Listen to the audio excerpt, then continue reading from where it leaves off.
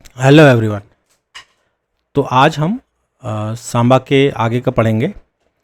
Last video में हमने सांबा और ओपन एलडेप को पढ़ा था। उसको हमने कॉन्फ़िगर करना, इंस्टॉल करना वगैरह सीखा था।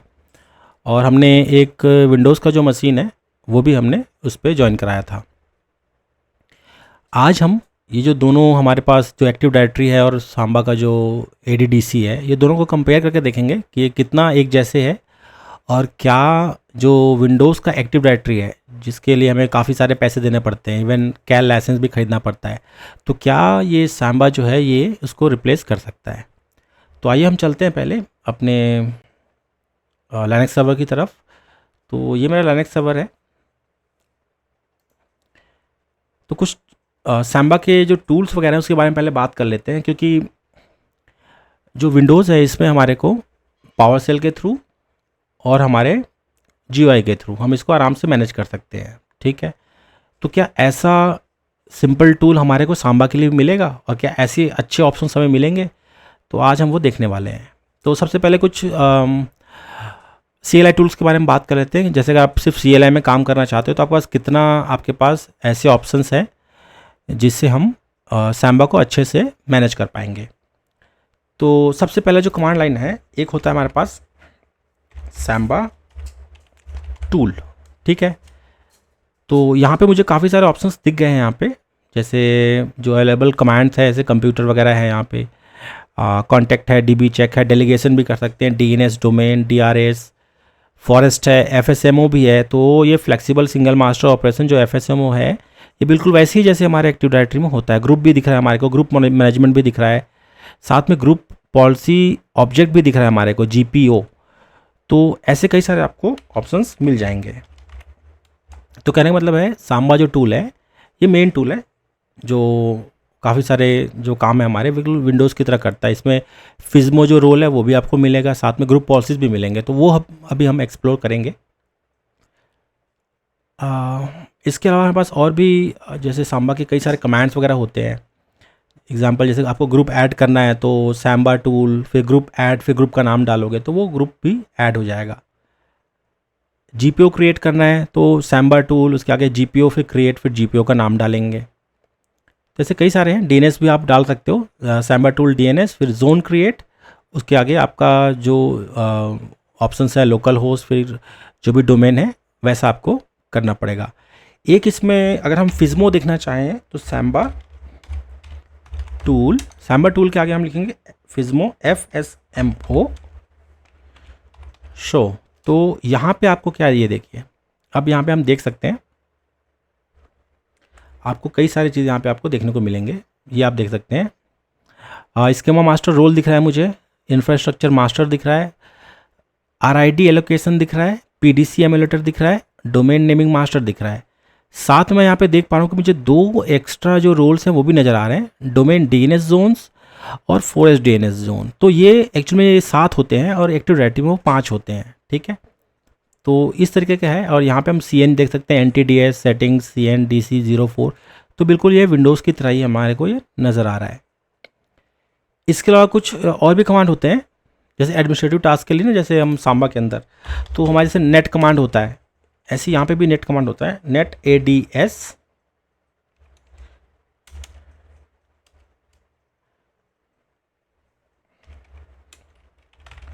इन्फो।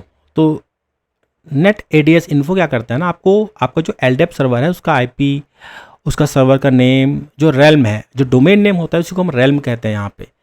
तो विंडोज़ में हम डोमेन कहते हैं, इसमें हम रेल्म कहते हैं। ठीक है, बाइंड पाथ जैसे DC=prem, DC=com, LDAP का पोर्ट 389 दिखा रहा है जो कि अभी विदाउट SSL है, और KDC सर्वर बता रहा है ये 192.168.1.24। सर्वर टाइम का ऑफसेट बता रहा है, लास्ट का जो मशीन का जो अकाउंट पासवर्ड जो है ना वो जो चेंज हुआ था उसके टाइमिंग वगैरह भी बताता है ये। ठीक है, अगर आप सांबा सर्वर को चाहते हैं कि किसी एक्टिव डायरेक्टरी से ज्वाइन कराए तो आप वो भी करा सकते हैं। और राइट्स वगैरह अगर चेंज करना है आपके एडमिनिस्ट्रेटर का, तो उसके लिए भी कमांड है net RPC rights list -u administrator. तो ये कमांड होता है हमारे राइट्स चेक करने का। तो राइट्स हम परमिशन को ही बोलेंगे, प्रिविलेजेस को ही बोलेंगे। तो यहाँ पे देखिए काफ़ी सारे परमिशन दिखा रहा है इसके अंदर।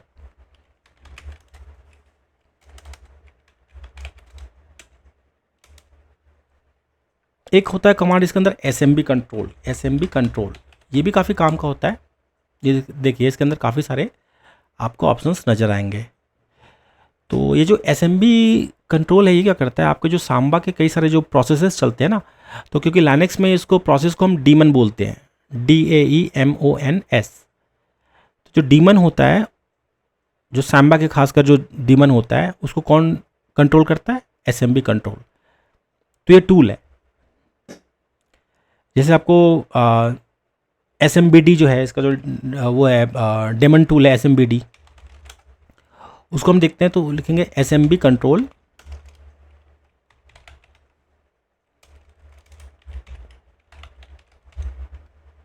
SMBD status.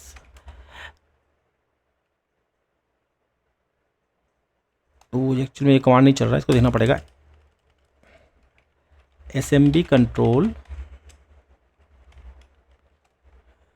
तो यहाँ पे जो ऑप्शंस आ रहे हैं वो हम देख लेते हैं। स्ट्रैक ट्रेस है, पिंग है, डिबग है हमारे पास, स्टेटस आई थिंक नहीं है, तो स्टेटस के हिसाब से देखना पड़ेगा कि कौन कौन से कमांड है। तो ये इसके कई सारे कमांड है, मैसेज टाइप्स वगैरह हैं, तो इसको आप यहाँ से डायग्नोज कर सकते हो।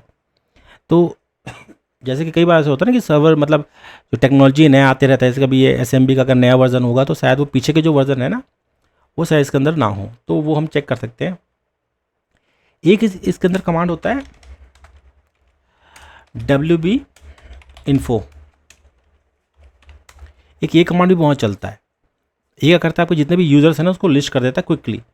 ग्रुप के लिए भी यही कमांड होता है WB info -G। तो एक छोटा छोटा कमांड है, इससे आपको ना आपके ग्रुप के बारे में, यूज़र्स कितने हैं, तो ये सब चीज़ हम आराम से चेक कर सकते हैं।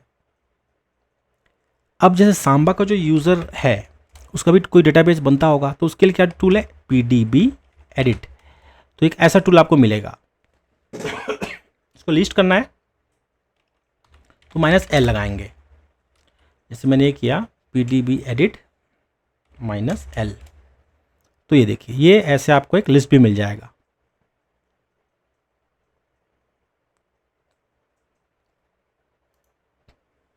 तो अभी हमारा जो ऐसे कई सारे टूल्स होते हैं, इसके अलावा और भी टूल्स होते हैं। अभी हमारा जो काम है, हम ये चाहते हैं कि अगर एक प्रोडक्शन की बात करें कि आप किसी कंपनी में जाते हो, तो क्या आप किसी भी डोमेन कंट्रोल में RDP करने के बाद उसको मैनेज करते हो या अपने सिस्टम से ही कर सकते हो, तो इस पर बात करते हैं। तो उसके लिए हमारे पास एक टूल आता है जिसको हम कहते हैं RSET। तो RSET क्या होता है, रिमोट सर्वर एडमिनिस्ट्रेशन टूल, ठीक है। तो उसके बारे में जानेंगे। सबसे पहले हम क्या करते हैं, एक हमारा क्लाइंट भी जो हमने बनाया था, एक हमारे पास जो क्लाइंट था सांबा का क्लाइंट, हम उस पर चलते हैं और कोशिश करेंगे कि वहाँ पे RSET टूल डाल के उसको चेक कर पाएँ। तो ये मेरा विंडोज़ का सिस्टम था जिसको हमने क्या किया था, ये राकेश नाम का जो यूज़र था उससे हमने इस पर लॉगिन किया था। तो इसका अगर पासवर्ड डालता हूँ मैं, तो ये मेरा यूज़र आ गया था। तो ये यूज़र है, और आप यहाँ पे जब देखोगे ना तो ये यहाँ पे जो यूज़र है हमारा राकेश, ये लेफ्ट हैंड साइड में आपको दिख रहा होगा ये वाला, तो यहाँ से मैच करता है ये, ठीक है। तो मतलब ये सांबा के जो ADDC है उससे कनेक्टेड है। आप यहाँ पे इसको देख भी सकते हैं। अगर मैं यहाँ पे जाऊँ, दिस PC पे राइट क्लिक करूँ, इसके प्रॉपर्टीज़ पे जाके चेक करूँ तो ये बता देगा।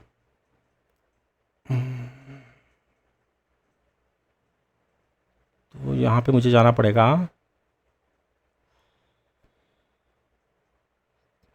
आप एडवांस सिस्टम सेटिंग्स में जा सकते हैं यहाँ पे।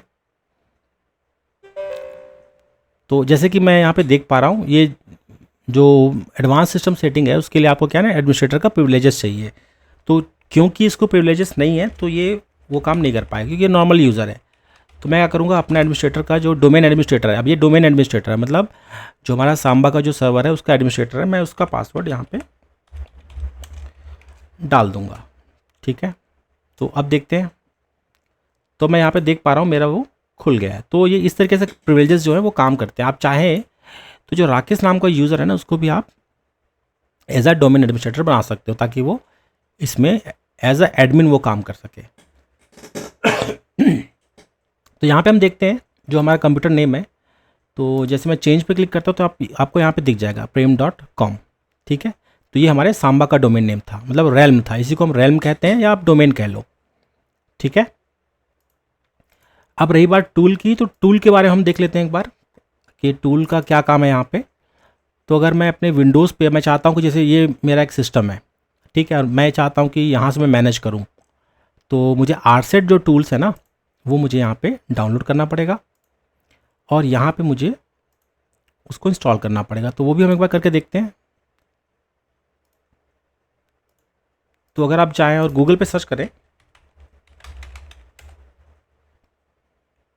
तो कहने का मतलब है ये आपका क्लाइंट सिस्टम है, या जैसे आपका जो लैपटॉप है या आपका जो डेस्कटॉप है जहाँ से आप आपके एक्टिव डायरेक्टरीज जो भी हैं उसको मैनेज करना है, तो उसके लिए क्या करना होता है, आरसेट टूल्स। तो मैं लिखूँगा विंडोज़ 10 आरसेट टूल्स। ठीक है,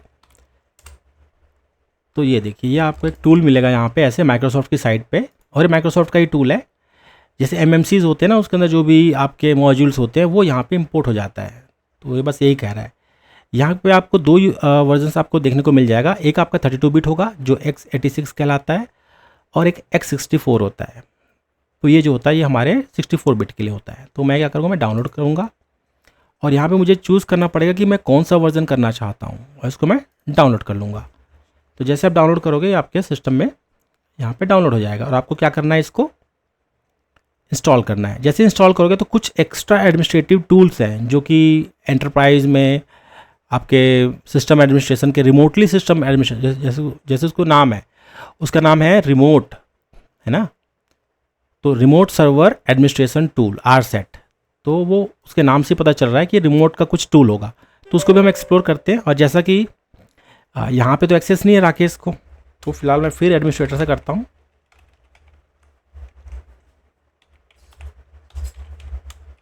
तो यहाँ पे होगा यही कि जैसे कभी भी कोई नॉर्मल यूज़र कुछ करना चाहेगा या कुछ इंस्टॉल करना चाहेगा, तो वो ये सब चीज़ बिल्कुल अपने लॉगिन से नहीं कर पाएगा, क्योंकि वो रेस्ट्रिक्टेड है। और यही एक्टिव डायरेक्टरी का काम है कि अपने जो भी यूज़र्स हैं सबको कंट्रोल दें और उनके हिसाब से कंट्रोल दें। जितना उनको काम बताया गया है या जो उनको काम है वो उससे रिलेटेड ही उनको उनके परमिशंस मिले। तो अभी ये कुछ डाउनलोड कर रहा है, कुछ अपडेट है विंडोज़ का, तो इसको अपडेट करेगा, उसके बाद इसको इंस्टॉल कर लेगा। तो थोड़ा वेट करते हैं। तो यहाँ पे मेरा आरसेट टूल जो है वो कंप्लीट हो गया इंस्टॉलेशन। मैं क्या करूँगा ना, मैं इसको एक बार, जैसे पूछ रहे हैं ना रीस्टार्ट करने को, तो मुझे मेरे सिस्टम को एक बार रीस्टार्ट करना पड़ेगा। तो यहाँ पे आप देख सकते हैं मेरा जो सिस्टम है वो रीस्टार्ट हो चुका है, और मुझे फिर लॉगिन करना पड़ेगा इस पर।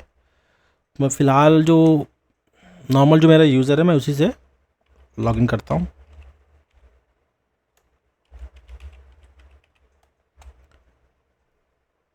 तो ये जो मेरा ऑथेंटिकेशन है मेरा सांबा सर्वर से ले रहा है, ये जो बिल्कुल एक्टिव डायरेक्टरी की तरह ही काम कर रहा है।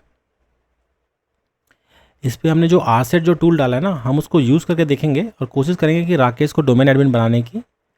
अगर ये डोमेन एडमिन बन जाता है तो इसके बाद ये जो आरसेट टूल है उसको भी यूज़ कर पाएगा, क्योंकि जो भी आरसेट टूल है उसको मैनेज करने के लिए भी डोमेन एडमिन का परमिशन चाहिए होता है, वो बड़ा परमिशन होता है। अभी राकेश जो है यूज़र मेरा यहाँ पे, इसको नॉर्मल परमिशन है। अभी हम चेक करेंगे यहाँ पे कि हमारा आरसेट टूल यहाँ पे इंस्टॉल हुआ या नहीं हुआ। तो वो आपको कहाँ मिलेगा, तो जैसे आप स्क्रॉल करते जाएंगे तो आपको एक मिलेगा यहाँ पे विंडोज़ एडमिनिस्ट्रेटिव टूल्स।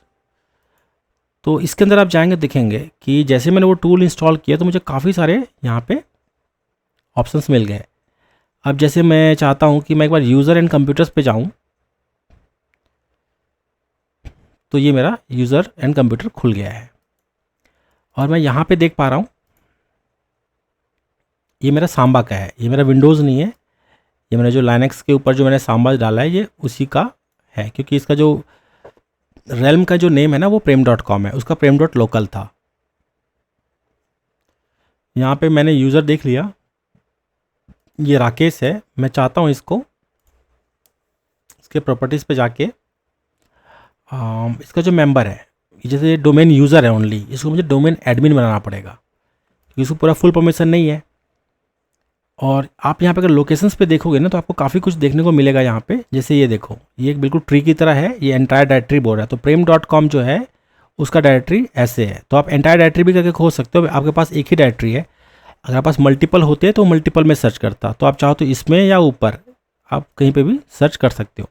तो मैं एडवांस पे जाऊँगा, एडवांस पे जाके मैं फाइंड नाउ करूँगा और देखूँगा ये मेरा ग्रुप है, इसको मैं ओके करूँगा, ठीक है। और मैं फिर कोशिश करता हूँ क्योंकि मुझे इसको डोमेन एडमिन बनाना है।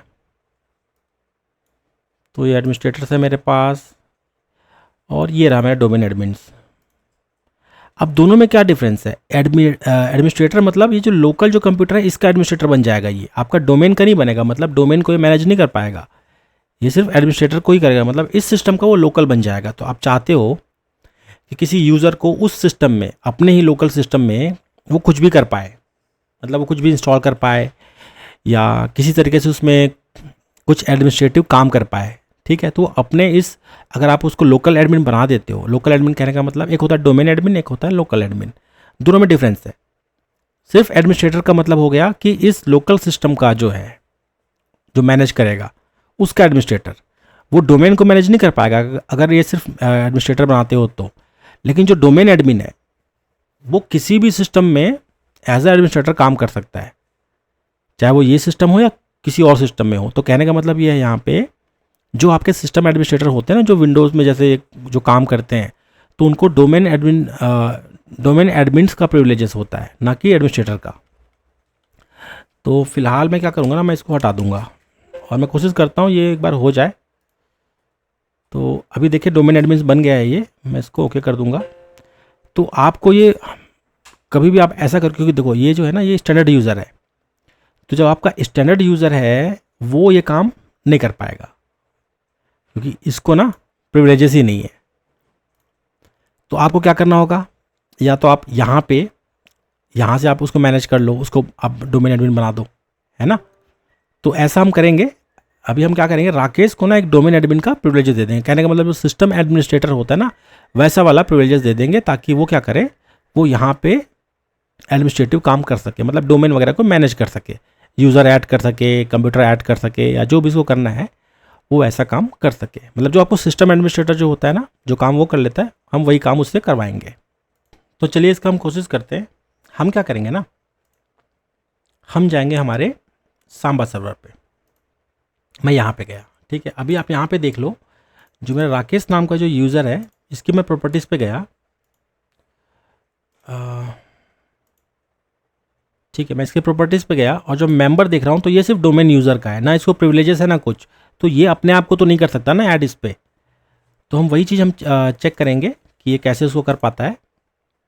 तो यहाँ पे इसको डोमेन एडमिन बनाना चाहिए। तो हम इसको क्या करेंगे, सर्वर पे वापस जाएंगे। ये मैं सर्वर पे गया और यहाँ पे जो टूल है हमारा सांबा टूल, ये सांबा टूल हम यूज़ करेंगे। सबसे पहले यूज़र देख लेते हैं, यूज़र शो, और यूज़र का क्या नाम था, राकेश। ये देखिए ये राकेश का पूरा डिटेल बता दिया कि क्या है, कैसा है, कौन सा यूज़र है। तो इसका पूरा का पूरा आप यहाँ पे देख सकते हैं। ये आप देखेंगे पहले लाइन पे, देखिए इसका डीएन नेम बताया है और फिर पर्सन बताया है, यूज़र बताया, ऑब्जेक्ट क्लास क्या है, यूज़र बताया है, सीएन नेम राकेश है, और देखा इसका ऑब्जेक्ट का जीयूआईडी भी है 4193। और थोड़ा नीचे जाएंगे तो सैम अकाउंट दिया है, राकेश लिखा हुआ है, और सेम अकाउंट का टाइप बताया हुआ है, और साथ में यूज़र प्रिंसिपल नेम जो दिया है वो rakesh@prem.com लिखा हुआ है। फिर ऑब्जेक्ट कैटेगरी बताया है, पासवर्ड लास्ट सेट भी दिखा हुआ है, user account control, last login time stamp, when change, last login count, मतलब काफ़ी कुछ इन्होंने यहाँ पे दे रखा है। तो और हम इसको देखते हैं।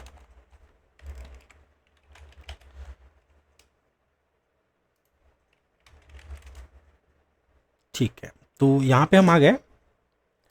अभी हम क्या करेंगे ना, इसको, इस यूज़र को डोमेन में जोड़ेंगे। तो उसका क्या कमांड है, सांबा टूल कमांड होगा, यूज़र, या पहले हमको लिखेंगे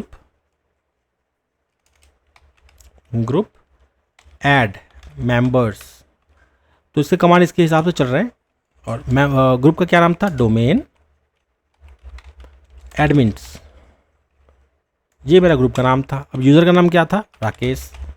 तो ये मेरा कमांड होगा इसको ऐड करने के लिए एज अ डोमेन एडमिन। जैसे मैंने एंटर किया, देखो added members to group domain admins, ठीक है। अब जैसे आप चाहो कि इसको वेरीफाई भी करना चाहते हो कि चलो ठीक है मैं एक बार वेरीफाई कर लेता हूँ कि वो जो मतलब सच में डोमेन एडमिन बना कि नहीं बना, तो एक दो तरीके, या तो अपने सिस्टम पे यहाँ पे चेक कर लो, या हम सर्वर पे अगर बैठे हैं तो सर्वर पे भी हम चेक कर सकते हैं। वो है Samba tool group list members, मतलब ग्रुप का वो जो मेंबर्स है उसको लिस्ट कर रहा है। ग्रुप का नाम दे दो, ग्रुप का नाम क्या है? Domain space admins. तो ये हमारा ग्रुप का नाम था। ये देखिए, एक तो एडमिनिस्ट्रेटर है जो कि by default he domain admin होता है, दूसरा है राकेश। तो कहने का मतलब है कि जैसे कोई सिस्टम एडमिन आपके यहाँ काम करने आएगा तो इस तरीके से आपको एक यूज़र उनको बना के उनको डोमेन एडमिन आप बना सकते हो। अब यहाँ पे भी वेरीफाई कर लेते हैं क्या इसके जो डोमेन यूज़र्स है वो चेंज हुए क्या। तो मैं करूँगा यहाँ पे जाके एक बार ऐसी कोशिश करते हैं, नहीं होगा तो आपको क्या करना पड़ेगा। तो ये देखिए यहाँ पे डोमेन एडमिन बन गया है ये, लेकिन अभी भी क्योंकि इसने ऑलरेडी लॉगिन कर लिया है तो अभी प्रिविलेजेस अभी इसके रिलोड नहीं हुए हैं। तो प्रिविलेजेस मतलब जो इसको परमिशन अब मिल गए हैं उसके लिए क्या करना पड़ेगा, इसको या तो सिस्टम को रीस्टार्ट करना पड़ेगा या लॉग ऑफ करके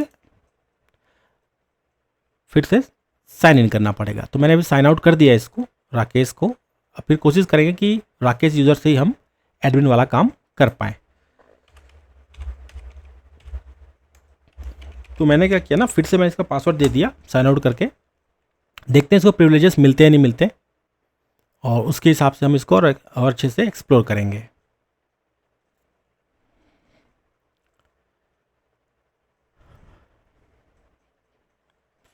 तो जैसे जो हमारे आरसेट के जो टूल्स होते हैं, जैसे कि डोमेन यूज़र एंड कंप्यूटर्स करके होता है, ग्रुप पॉलिसी के मैनेजमेंट होते हैं, तो कई सारे ना आपको एक शॉर्टकट भी मिलते हैं। शॉर्टकट कहने का मतलब कि आप रन कमांड पे जाके ना आपको डीएनएस सेट करना है या आपको जो अपने ग्रुप पॉलिसीज़ देखना है, तो वो सब के लिए आप रन कमांड में डायरेक्ट आप टाइप करोगे ना तो वहाँ से भी वो आ जाएगा। जैसे मैं अभी यूज़र कंप्यूटर्स ही देखना है तो क्या है DSA.MSC। तो ये क्या करता है, आपका जो डोमेन वाला ये जो है ना आपका active directory users and computer, ये विंडो आपको डायरेक्ट खोल देगा। तो ऐसे शॉर्टकट से भी आप डायरेक्ट उसको कर सकते हो, आपको स्टार्ट पे क्लिक करके टूल को खोजने की जरूरत नहीं पड़ेगी। अब मैं यहाँ पे एक बार इसको देख लेता हूँ। तो ये तो हमने पहले ही मैंने वेरीफाई कर लिया था कि ये तो डोमेन एडमिन पहले ही बन गया था। अब क्या इसको प्रिविलेजेस आ गए हैं या नहीं आए हैं, तो वो सब हम चेक कर सकते हैं। सबसे पहले हम क्या करेंगे ना, कोशिश करते हैं पहले कि जैसे ये देखिए आप यहाँ पे देख सकते हो जो मेरा डोमेन कंट्रोलर है वो क्या है। अगर मैं डोमेन कंट्रोल पर क्लिक करूँ तो ये DC04 है। कंप्यूटर्स ये देखिए विंडोज़ 10 सांबा 1, जो कि यही वाला कंप्यूटर है। अभी फ़िलहाल एक ही कंप्यूटर है यहाँ पे जो ज्वाइन किया है, तो इस तरीके से आ गया। और ये बिल्कुल आप देख पा रहे हो, अगर मैं इसको कंपेयर करूँ विंडोज़ से तो आपको दिखेगा जैसे ये विंडोज़ सर्वर है मेरा। यहाँ पे मैं लॉगिन करूँ तो यहाँ पे बिल्कुल ये देखिए बिल्ट इन कंप्यूटर्स, और ये डेवलपमेंट और फाइनेंस मैंने बाद में बनाया था।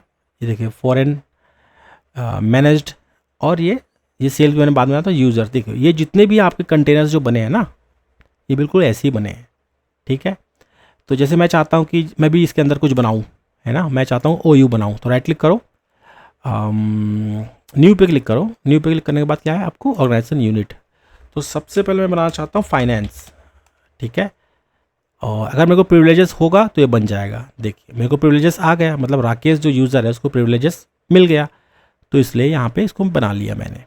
अब जैसे मुझे और यूज़र्स बनाने, स्टैंडर्ड यूज़र बनाना है राकेश को, तो क्या करेगा, न्यू, यहाँ पे यूज़र। तो यूज़र पे क्या, जैसे मैं एक बार डाल देता हूँ नाम, कोई और नया बंदा आया वो भी डोमेन एडमिन है, या तो नॉर्मल था यूज़र है, तो नॉर्मल यूज़र कैसे बनेगा, मैं आप लिख दूंगा जैसे कि कुछ नाम है सुरेश, ऐसे कुछ नाम है इसका, लास्ट में कुमार, ठीक है। ये इसका फुल नेम है, फुल नेम को आप अच्छे से लिख दो क्योंकि ये डिस्प्ले करेगा वहाँ पे। और जो यूज़र का जो लॉगिन नेम है ना, ये इसी से वो लॉगिन कर पाएगा। तो सुरेश.कुमार भी कई लोग करते हैं ऐसे, और कई लोग सिर्फ फर्स्ट नेम से कराते हैं, तो आप फर्स्ट नेम से करा सकते हो। ये इसका यूज़र नेम आ गया हमारा, यूज़र का लॉगिन नेम। और इसको नेक्स्ट करेंगे। यहाँ पे पासवर्ड सेट कर देंगे, कुछ भी पासवर्ड।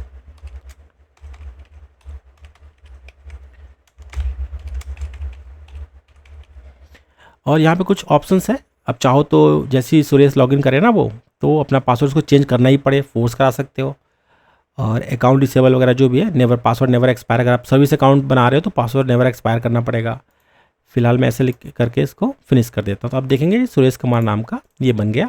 और इसका मैं अगर प्रिविलेजेस देखूँ, मेंबर ऑफ देखूँ, तो ये नॉर्मल अभी यूज़र है, मतलब ये एडमिनिस्ट्रेटिव काम नहीं कर पाएगा। तो इस तरीके से हम क्या करते हैं, लॉगिन बनाते हैं नए नए यूज़र्स के। और इसमें अलग अलग हम OUs बना देंगे डिपार्टमेंट वाइज, और उसके अंदर अपने यूज़र्स रखेंगे कि ये जो यूज़र है इसको ये है। और इस जो यूज़र का जो हमने OU बनाया हुआ है, इसके ऊपर हम परमिशन सेट करते हैं। कैसे परमिशन सेट करते हैं, ग्रुप पॉलिसीज, तो वो भी हम देखेंगे, ग्रुप पॉलिसीज हम देखेंगे।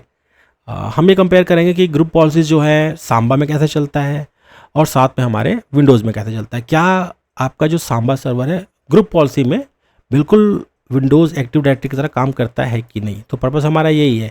हमारे पास दो सॉल्यूशन है, एक जो सॉल्यूशन है विंडोज़ वाला माइक्रोसॉफ्ट वाला, उसमें पैसे लगते हैं, वो लाइसेंसिंग है। एक हमारे पास जो सॉल्यूशन है वो क्या है, वो फ्री है और वो बिल्कुल विंडोज़ की तरह चलता है। तो दोनों क्या है, इनके परफॉर्मेंस कैसे हैं, स्टेबल कितना है, क्या वो हम रिप्लेस कर सकते हैं उसको, अल्टरनेटिव है एक दूसरे के, तो वो सब हम चीज़ एक बार चेक करके जरूर देखेंगे। तो अब हम देखते हैं इसके अंदर, तो ये हमारा आ गया active directory users and computers, बिल्कुल विंडोज़ की तरह लग रहा है। विंडोज़ का ही टूल है, आर्टसेट जो है ना वो माइक्रोसॉफ्ट का ही टूल है, लेकिन वो काम किस पे कर रहा है, सांबा पे। कहने का मतलब टूल किसी और का, सॉफ्टवेयर कुछ और, लेकिन काम वैसे ही कर रहा है। अब पता नहीं माइक्रोसॉफ्ट वाले इसको कैसे अलाउ कर रहे हैं। बाकी ठीक है, जो हमारे ओपन सोर्स वाले जो बंदे होते हैं ना वो सब कुछ ना कुछ निकाल ही लेते हैं। ठीक है, तो अब मुझे क्या करना है, इस पर मैं ये चाहता हूँ कि इस पर जितने भी टूल्स वगैरह है ना उसको कनेक्ट करके देखेंगे और इस पर हम काम करेंगे। तो चलिए और भी हम टूल देखते हैं। जैसे हमने लास्ट टाइम MMC हमने पढ़ा था, MMC के अंदर हम और भी कई सारे टूल्स डाल सकते हैं। तो जैसे मैं एक अपने जो चुनिंदा टूल है मैं वो डालना चाहता हूँ, तो मुझे फाइल पे क्लिक करना पड़ेगा, यहाँ पे ऐड रिमूव स्नैप इन। और यहाँ पे मुझे क्या क्या चीज़ चाहिए, जो जो से मुझे टूल चाहिए होंगे मैं वो यहाँ पे ऐड कर लूँगा एक जगह पे, ताकि मैं एक जगह से इसको मैनेज कर पाऊँ। तो एक्टिव डायरेक्टरी डोमेन ट्रस्ट चाहिए, ये भी चाहिए, यूज़र कंप्यूटर चाहिए होगा, और ADSI एडिट ये भी चाहिए होगा। देखना इंटरेस्टिंग होगा कि ये कैसे काम करता है। सर्टिफिकेट भी चाहिए होगा, सॉरी सर्टिफिकेट अथॉरिटी भी चाहिए होगा। तो इसके लिए लोकल कंप्यूटर का चाहिए, अनदर कंप्यूटर का चाहिए। चलिए बाद में कर सकते हैं, इसमें कोई प्रॉब्लम नहीं है। बाकी अगर आपको जैसे करना है ना सर्टिफिकेट अथॉरिटी, जैसे मैं इसको ये फ़िलहाल ये नहीं चाहिए, तो मैं इसको क्या कर दूंगा, रिमूव। इसको ऊपर नीचे भी कर सकते हैं। सर्टिफिकेट अथॉरिटी एक बार देख लेते हैं ये कितना काम करता है। अनदर कंप्यूटर, क्योंकि ये तो अलग कंप्यूटर है ना, तो यहाँ पे मैं लिख दूंगा dc04.prem.com, यही नाम था एग्जैक्टली। आप चाहते हो यहाँ से ब्राउज भी कर सकते हैं। तो फिनिश करता हूँ मैं, ये देखिए ये भी ऐड हो गया। ठीक है, कंपोनेंट सर्विसेज है, कंप्यूटर मैनेजमेंट है, ये भी काम का चीज़ है कंप्यूटर मैनेजमेंट की। कौन सा कंप्यूटर को आप मैनेज करना चाहते हो, मतलब आपका विंडोज़ 10 का मशीन है, उस पर आप आरसेट डाल दो और आरसेट से किसी और मशीन को मैनेज करो। तो इसको मैं कोशिश करता हूँ, एक बार मैं ब्राउज से जाके देखता हूँ कि ब्राउज में क्या कहता है ये। तो ब्राउज में गया, लोकेशन पे मैं गया और यहाँ पे मैं देखो पूरा डायरेक्टरी को मैं सर्च कर पा रहा हूँ। तो इसके अंदर जितने भी मशीन है ना, जैसे कि मैं डोमेन कंट्रोल पे गया या कंप्यूटर पे गया, तो इसके अंदर जो भी मशीन्स हैं, अगर मैं चाहता हूँ डोमेन कंट्रोलर को यहाँ पे देखूँ, तो फिलहाल भी ये दिखा नहीं रहा डोमेन कंट्रोलर्स करके, ये कंप्यूटर्स है ऑब्जेक्ट टाइप। तो इसको मैं क्या करता हूँ, बस सर्च करके देखता हूँ कि इसमें आता है क्या। ये देखिए DC04 यहाँ पे आ गया, और यही हमारा डोमेन कंट्रोलर है सांबा का। तो ये इसको मैंने क्लिक किया, ओके पे क्लिक किया, और ये मेरा DC04 आ गया, मैंने ओके पे क्लिक किया। तो ये अनदर कंप्यूटर नेम देखिए अपने आप आ गया। मैं चाहता तो टाइप भी कर सकता था, बाकी ऐसे भी आप सर्च कर सकते हो अगर आपके पास बहुत सारे सिस्टम्स हैं तो मेरा कंप्यूटर मैनेजमेंट भी आ गया। और कोई टूल ऐसा जो चाहिए हमें, जो यहाँ पे काम पड़ेगा, एक ग्रुप पॉलिसी है, ग्रुप पॉलिसी मैनेजमेंट भी हमें चाहिए होगा। तो ऐड पे क्लिक किया, ये आ गया ग्रुप पॉलिसी मैनेजमेंट। और भी बहुत सारे हैं, IPsec के कई सारे हैं यहाँ पे, रिमोट डेस्कटॉप के लिए, प्रिंट मैनेजमेंट के लिए भी है। ऐसे आपको अगर आप स्टोरेज के रोल डालते हो तो स्टोरेज के लिए भी आपको मिल जाएगा कि स्टोरेज भी आप यहाँ पे उसको कर सकते हो। इवन आप फायरवॉल भी मैनेज कर सकते हो, TPM का भी मैनेजमेंट कर सकते हो। आप रिमोट सर्वर पे उनके जो टास्क शेड्यूलर है उसको भी कर सकते हो। तो कहने का मतलब ये है, चाहे वो सांबा हो, सांबा क्या है, एक लिनक्स का मशीन है, जहाँ पे कोई भी ग्राफिकल टूल नहीं डाला, तो उसमें हमने एक्टिव डायरेक्टरी डाल दिया, तो उसको मैनेज करने के लिए हम ये टूल यूज़ कर सकते हैं। और सेम चीज़ हम पावर सेल वाले उस पर भी कर सकते हैं। जैसे आपने विंडोज़ कोर डाला है, उसके अंदर आपको GUI मिलेगा नहीं, तो सेम प्रोसीजर है, आप ऐसे टूल्स डाल लो, उसको जो भी आपका विंडोज़ का सर्वर कोर है उसका आप रेफरेंस दे दो और उसको आप यूज़ कर लो। तो ये देखिए मेरे पूरे टूल एक जगह पे आ गए। अब जैसे मुझे इसको सेव भी करना होगा ना, इसका शॉर्टकट, तो मैं सेव एज करके इसको डेस्कटॉप पे रख लूँगा, ताकि मैं क्या करूँ, इसको कभी भी यूज़ कर सकूँ। ठीक है, तो मैंने लिख दिया एडमिन टूल। तो ये देखिए ये मेरे यहाँ पे आ गया। अगर मैं इसको बंद भी कर दूँ ना, उसके बाद फिर से चालू करूँगा, तो मेरे को एग्जैक्टली वही मिलेगा जो मैंने टूल्स अपने हिसाब से जो चुने थे, जो मुझे बार बार काम पड़ेगा, तो उसके लिए मैं ये एडमिन टूल बार बार मैं यूज़ कर पाऊँगा। ठीक है, थोड़ा मैक्सिमाइज़ करते हैं इसको। सबसे पहले स्टार्ट करते हैं यहाँ से, देखते हैं ये prem.com है मेरे पास यहाँ पे। इसका ना कोई सब डोमेन है, ना कोई अभी कोई दूसरा सर्वर है। चाहे तो आप बना सकते हैं उसको इसी में, मतलब इसको रेप्लिकेशन में लगा सकते हैं। मतलब इसका सेम जैसे ये है ना, इसका एक और हम सर्वर बना के इसको हम फेलोवर में रख सकते हैं कि हाईली अवेलेबल रहे, तो वो भी हो सकता है। ये डायरेक्टरी साइट्स देख लेते हैं, ये बिल्कुल वैसे ही लग रहा है हमारे को। ये देखिए डिफ़ॉल्ट फर्स्ट साइट है लिनक्स का, लेकिन देखिए बिल्कुल हमारा ये विंडोज़ की तरह ही है, बिल्कुल विंडोज़ की तरह। ये देखिए ठीक है, NTDS की सेटिंग्स वगैरह है यहाँ पे, काफ़ी सारी चीज़ें हैं। इसी तरह हम जैसे अभी हमने देख लिया था एक्टिव डायरेक्टरी यूज़र इन कंप्यूटर, तो देख ही लिया था हमने। तो इसके अंदर जो भी हमारे पास आ रहा है ये देखिए बिल्कुल वैसे ही आ रहा है। ADSI एडिट, हम एक बार ये देखना सही होगा कि ADSI एडिट ये क्या करता है। तो हमें पता है ये एट्रीब्यूट वगैरह को एडिट करने काम आता है, तो क्या ये सांबा में भी बिल्कुल वैसे ही होगा, तो ये हम चेक करते हैं। तो ये मैं DC04, ये देखो ये आ गया अपने आप ही। Select a well non naming context, मैंने ये चूज़ किया, बस ओके पे मुझे क्लिक करना है और ये कनेक्ट हो गया। ये देखिए डिफ़ॉल्ट नेमिंग के अंदर ये देखिए ये मेरा बिल्कुल वैसे ही जैसे विंडोज़ का होता है। अब जैसे एक यहाँ पे एक और बात आता है कि जैसे ठीक है, सांबा जो होता है हमारा, वो तो चलो विंडोज़ के लिए लाइनेक्स वालों ने बना दिया या ओपन सोर्स वालों ने बना दिया, तो क्या उसमें लाइनेक्स के सिस्टम को भी ऐड कर सकते हैं? बिल्कुल ऐड कर सकते हैं। वो कैसे ऐड करेंगे, जैसे आप जो भी कंप्यूटर नेम है ना, जो यूज़र्स है, अगर यूज़र से आप कराना चाहो तो इसका मुझे क्या करना पड़ेगा। अगर मैं यूज़र्स पे गया तो जैसे उस पे उसका प्रॉपर्टीज़ पे जाऊंगा ना, तो इसके एट्रीब्यूट्स दिखाई देंगे। मतलब एट्रीब्यूट्स कहने का मतलब ना, इनके कुछ वैल्यूज़ होते हैं जो कि कुछ सेट होते हैं, कुछ अनसेट होते हैं। तो इसको कंपैटिबल बनाना है हमारे को अगर किसी लाइनेक्स के लिए, तो लाइनेक्स कैसे ऐड करता है, आपको ये समझना चाहिए कि लाइनेक्स जो सिस्टम है वो डोमेन में कैसे ऐड करेगा। भाई उसका तो यूज़र नेम अलग ही होता है, यूज़र का आर्किटेक्चर ही अलग होता है, उसमें GID होता है, UID होता है, तो वो हम कैसे कर सकते हैं। यहाँ पे तो ऐसा कुछ भी नहीं है। तो ये जो प्रॉपर्टीज़ है ना, इसके जो एट्रीब्यूट्स हैं वो मैच करने चाहिए आपके। तो हम क्या कर सकते हैं, अगर हम अपने इस स्कीमा में या इस एट्रीब्यूट में अगर हम चेंजेस कर देते हैं कि वो लाइनेक्स के मशीन को एज अ GID और UID भी ले ले, तो शायद बात बन जाएगी। तो हम क्या करेंगे, इस पे हम क्या करेंगे, जो एट्रीब्यूट है, अगर 2 एट्रीब्यूट डाल देते हैं GID का और UID का, तो जब हम लाइनेक्स के मशीन से इसको ऐड कराएंगे इस वाले पे, तो उसको GID UID मिल जाएगा। तो उससे क्या हो जाएगा, उससे वो डोमेन में आराम से ज्वाइन हो पाएगा। मतलब ये जो एट्रीब्यूट है ना आपके, ये वही काम आता है कि जो रिमोट सिस्टम है वो इसको क्या वैल्यूज़ दे रहा है, अगर वो वैल्यूज़ यहाँ पे हैं तो ये इसको मान के इससे डोमेन ज्वाइन करा पाएगा। तो लाइनेक्स सिस्टम का सिंपल सा जो रिक्वायरमेंट होता है वो यही होता है कि भाई मुझे GID दे दो, UID दे दो, फिर मैं ऐड हो जाऊँगा। तो ये है।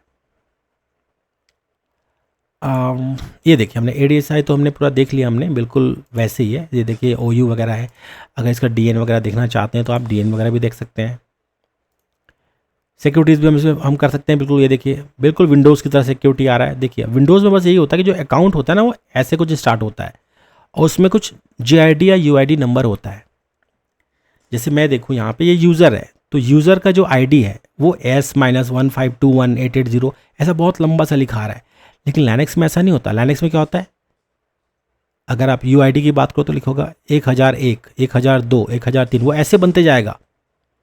0 जो होता है रूट से होता है, मतलब 0 जो नंबर होता है ना UID, वो रूट का होता है। और ऐसी ग्रुप्स का भी देख लो आप, ग्रुप्स का भी आप यहाँ पे देख सकते हो, कई सारे ग्रुप्स हैं, तो इसके भी कुछ ना कुछ ID होगा, इसका भी GID होगा। लेकिन इसका विंडोज़ का थोड़ा अलग होता है। इस पर भी आप परमिशन वगैरह बिल्कुल वैसे ही है जैसे हमारा विंडोज़ में होता है। ये CN ये सब जो भी है ना आप सेट कर सकते हैं, मतलब कंपैटिबल बना सकते हैं इसको, कहने का मतलब आपको एक फ्लेक्सिबिलिटी देता है। तो हम यहाँ पे देख पा रहे हैं कि हमारा जो ADSI एडिट है ये अच्छे से काम कर रहा है। सर्टिफिकेट अथॉरिटी की बात करते हैं तो ये देखो कुछ अभी लोड कर रहा है, तो इसमें सर्टिफिकेट तो नहीं चल रहा, कुछ ना कुछ प्रॉब्लम है। Win321060 ऐसा कुछ आ रहा है, तो शायद सर्टिफिकेट अथॉरिटी ढंग से काम नहीं कर रहा हो वहाँ पे। रीटारगेट सर्टिफिकेट अथॉरिटी, मतलब फिर से तो ज्वाइन करने के लिए बोल रहा है, लेकिन हमने ऑलरेडी शायद ज्वाइन कर रखा है और हमें शायद परमिशन भी था, लेकिन हम शायद उसके जो सर्टिफिकेट अथॉरिटी है उसको हम कर नहीं पा रहे हैं। इसको हम देखेंगे। बाकी कंप्यूटर मैनेजमेंट एक बार देखते हैं। ये देखिए ये भी आउट ऑफ नंबर बता रहा है। ये देखिए इसमें क्या है, कुछ ही चीज़ इसने दिए हैं जो कंप्यूटर मैनेजमेंट में, क्योंकि वो लाइनक्स का सिस्टम है ना, एक्चुअली में वो तो है लाइनक्स का सिस्टम, विंडोज़ का सिस्टम तो है नहीं। तो जो विंडोज़ को जो समझ आता है वही चीज़ लेगा, तो उसमें टास्क शेड्यूलर लिया है इसने, लेकिन ये भी ढंग से नहीं हो रहा, नॉट अवेलेबल बोल रहा है। Event viewer, share folder, performance, device manager. Performance हम देखें तो एक्चुअली में जो परफॉर्मेंस मैनेजर क्या होता है, ये आपका एक विंडोज़ का मशीन होता है ना, लेकिन लाइनक्स में ये थोड़ी ना अवेलेबल होता है, वहाँ पे तो कुछ और अवेलेबल होता है, वहाँ पे होता ही नहीं है। तो ये सब चीज़ें आपके सांबा वाले डोमेन पे नहीं चलेगा, ठीक है, क्योंकि हम सांबा के सर्वर को मैनेज करने की कोशिश कर रहे हैं ना, तो उसमें कुछ ही चीज़ दिख रहा है वहाँ पे, लेकिन उसमें से भी कई सारी चीज़ें चल नहीं रहा है। सर्विसेज देखते हैं तो वहाँ पे सर्विसेज कुछ अलग होते हैं। ये देखिए तो ये कुछ सर्विसेज चल रहे हैं जो कि सांबा ने बनाए हैं। परमिशन वगैरह है यहाँ पे, परमिशन वगैरह डालोगे ना तो शायद तो चल जाए।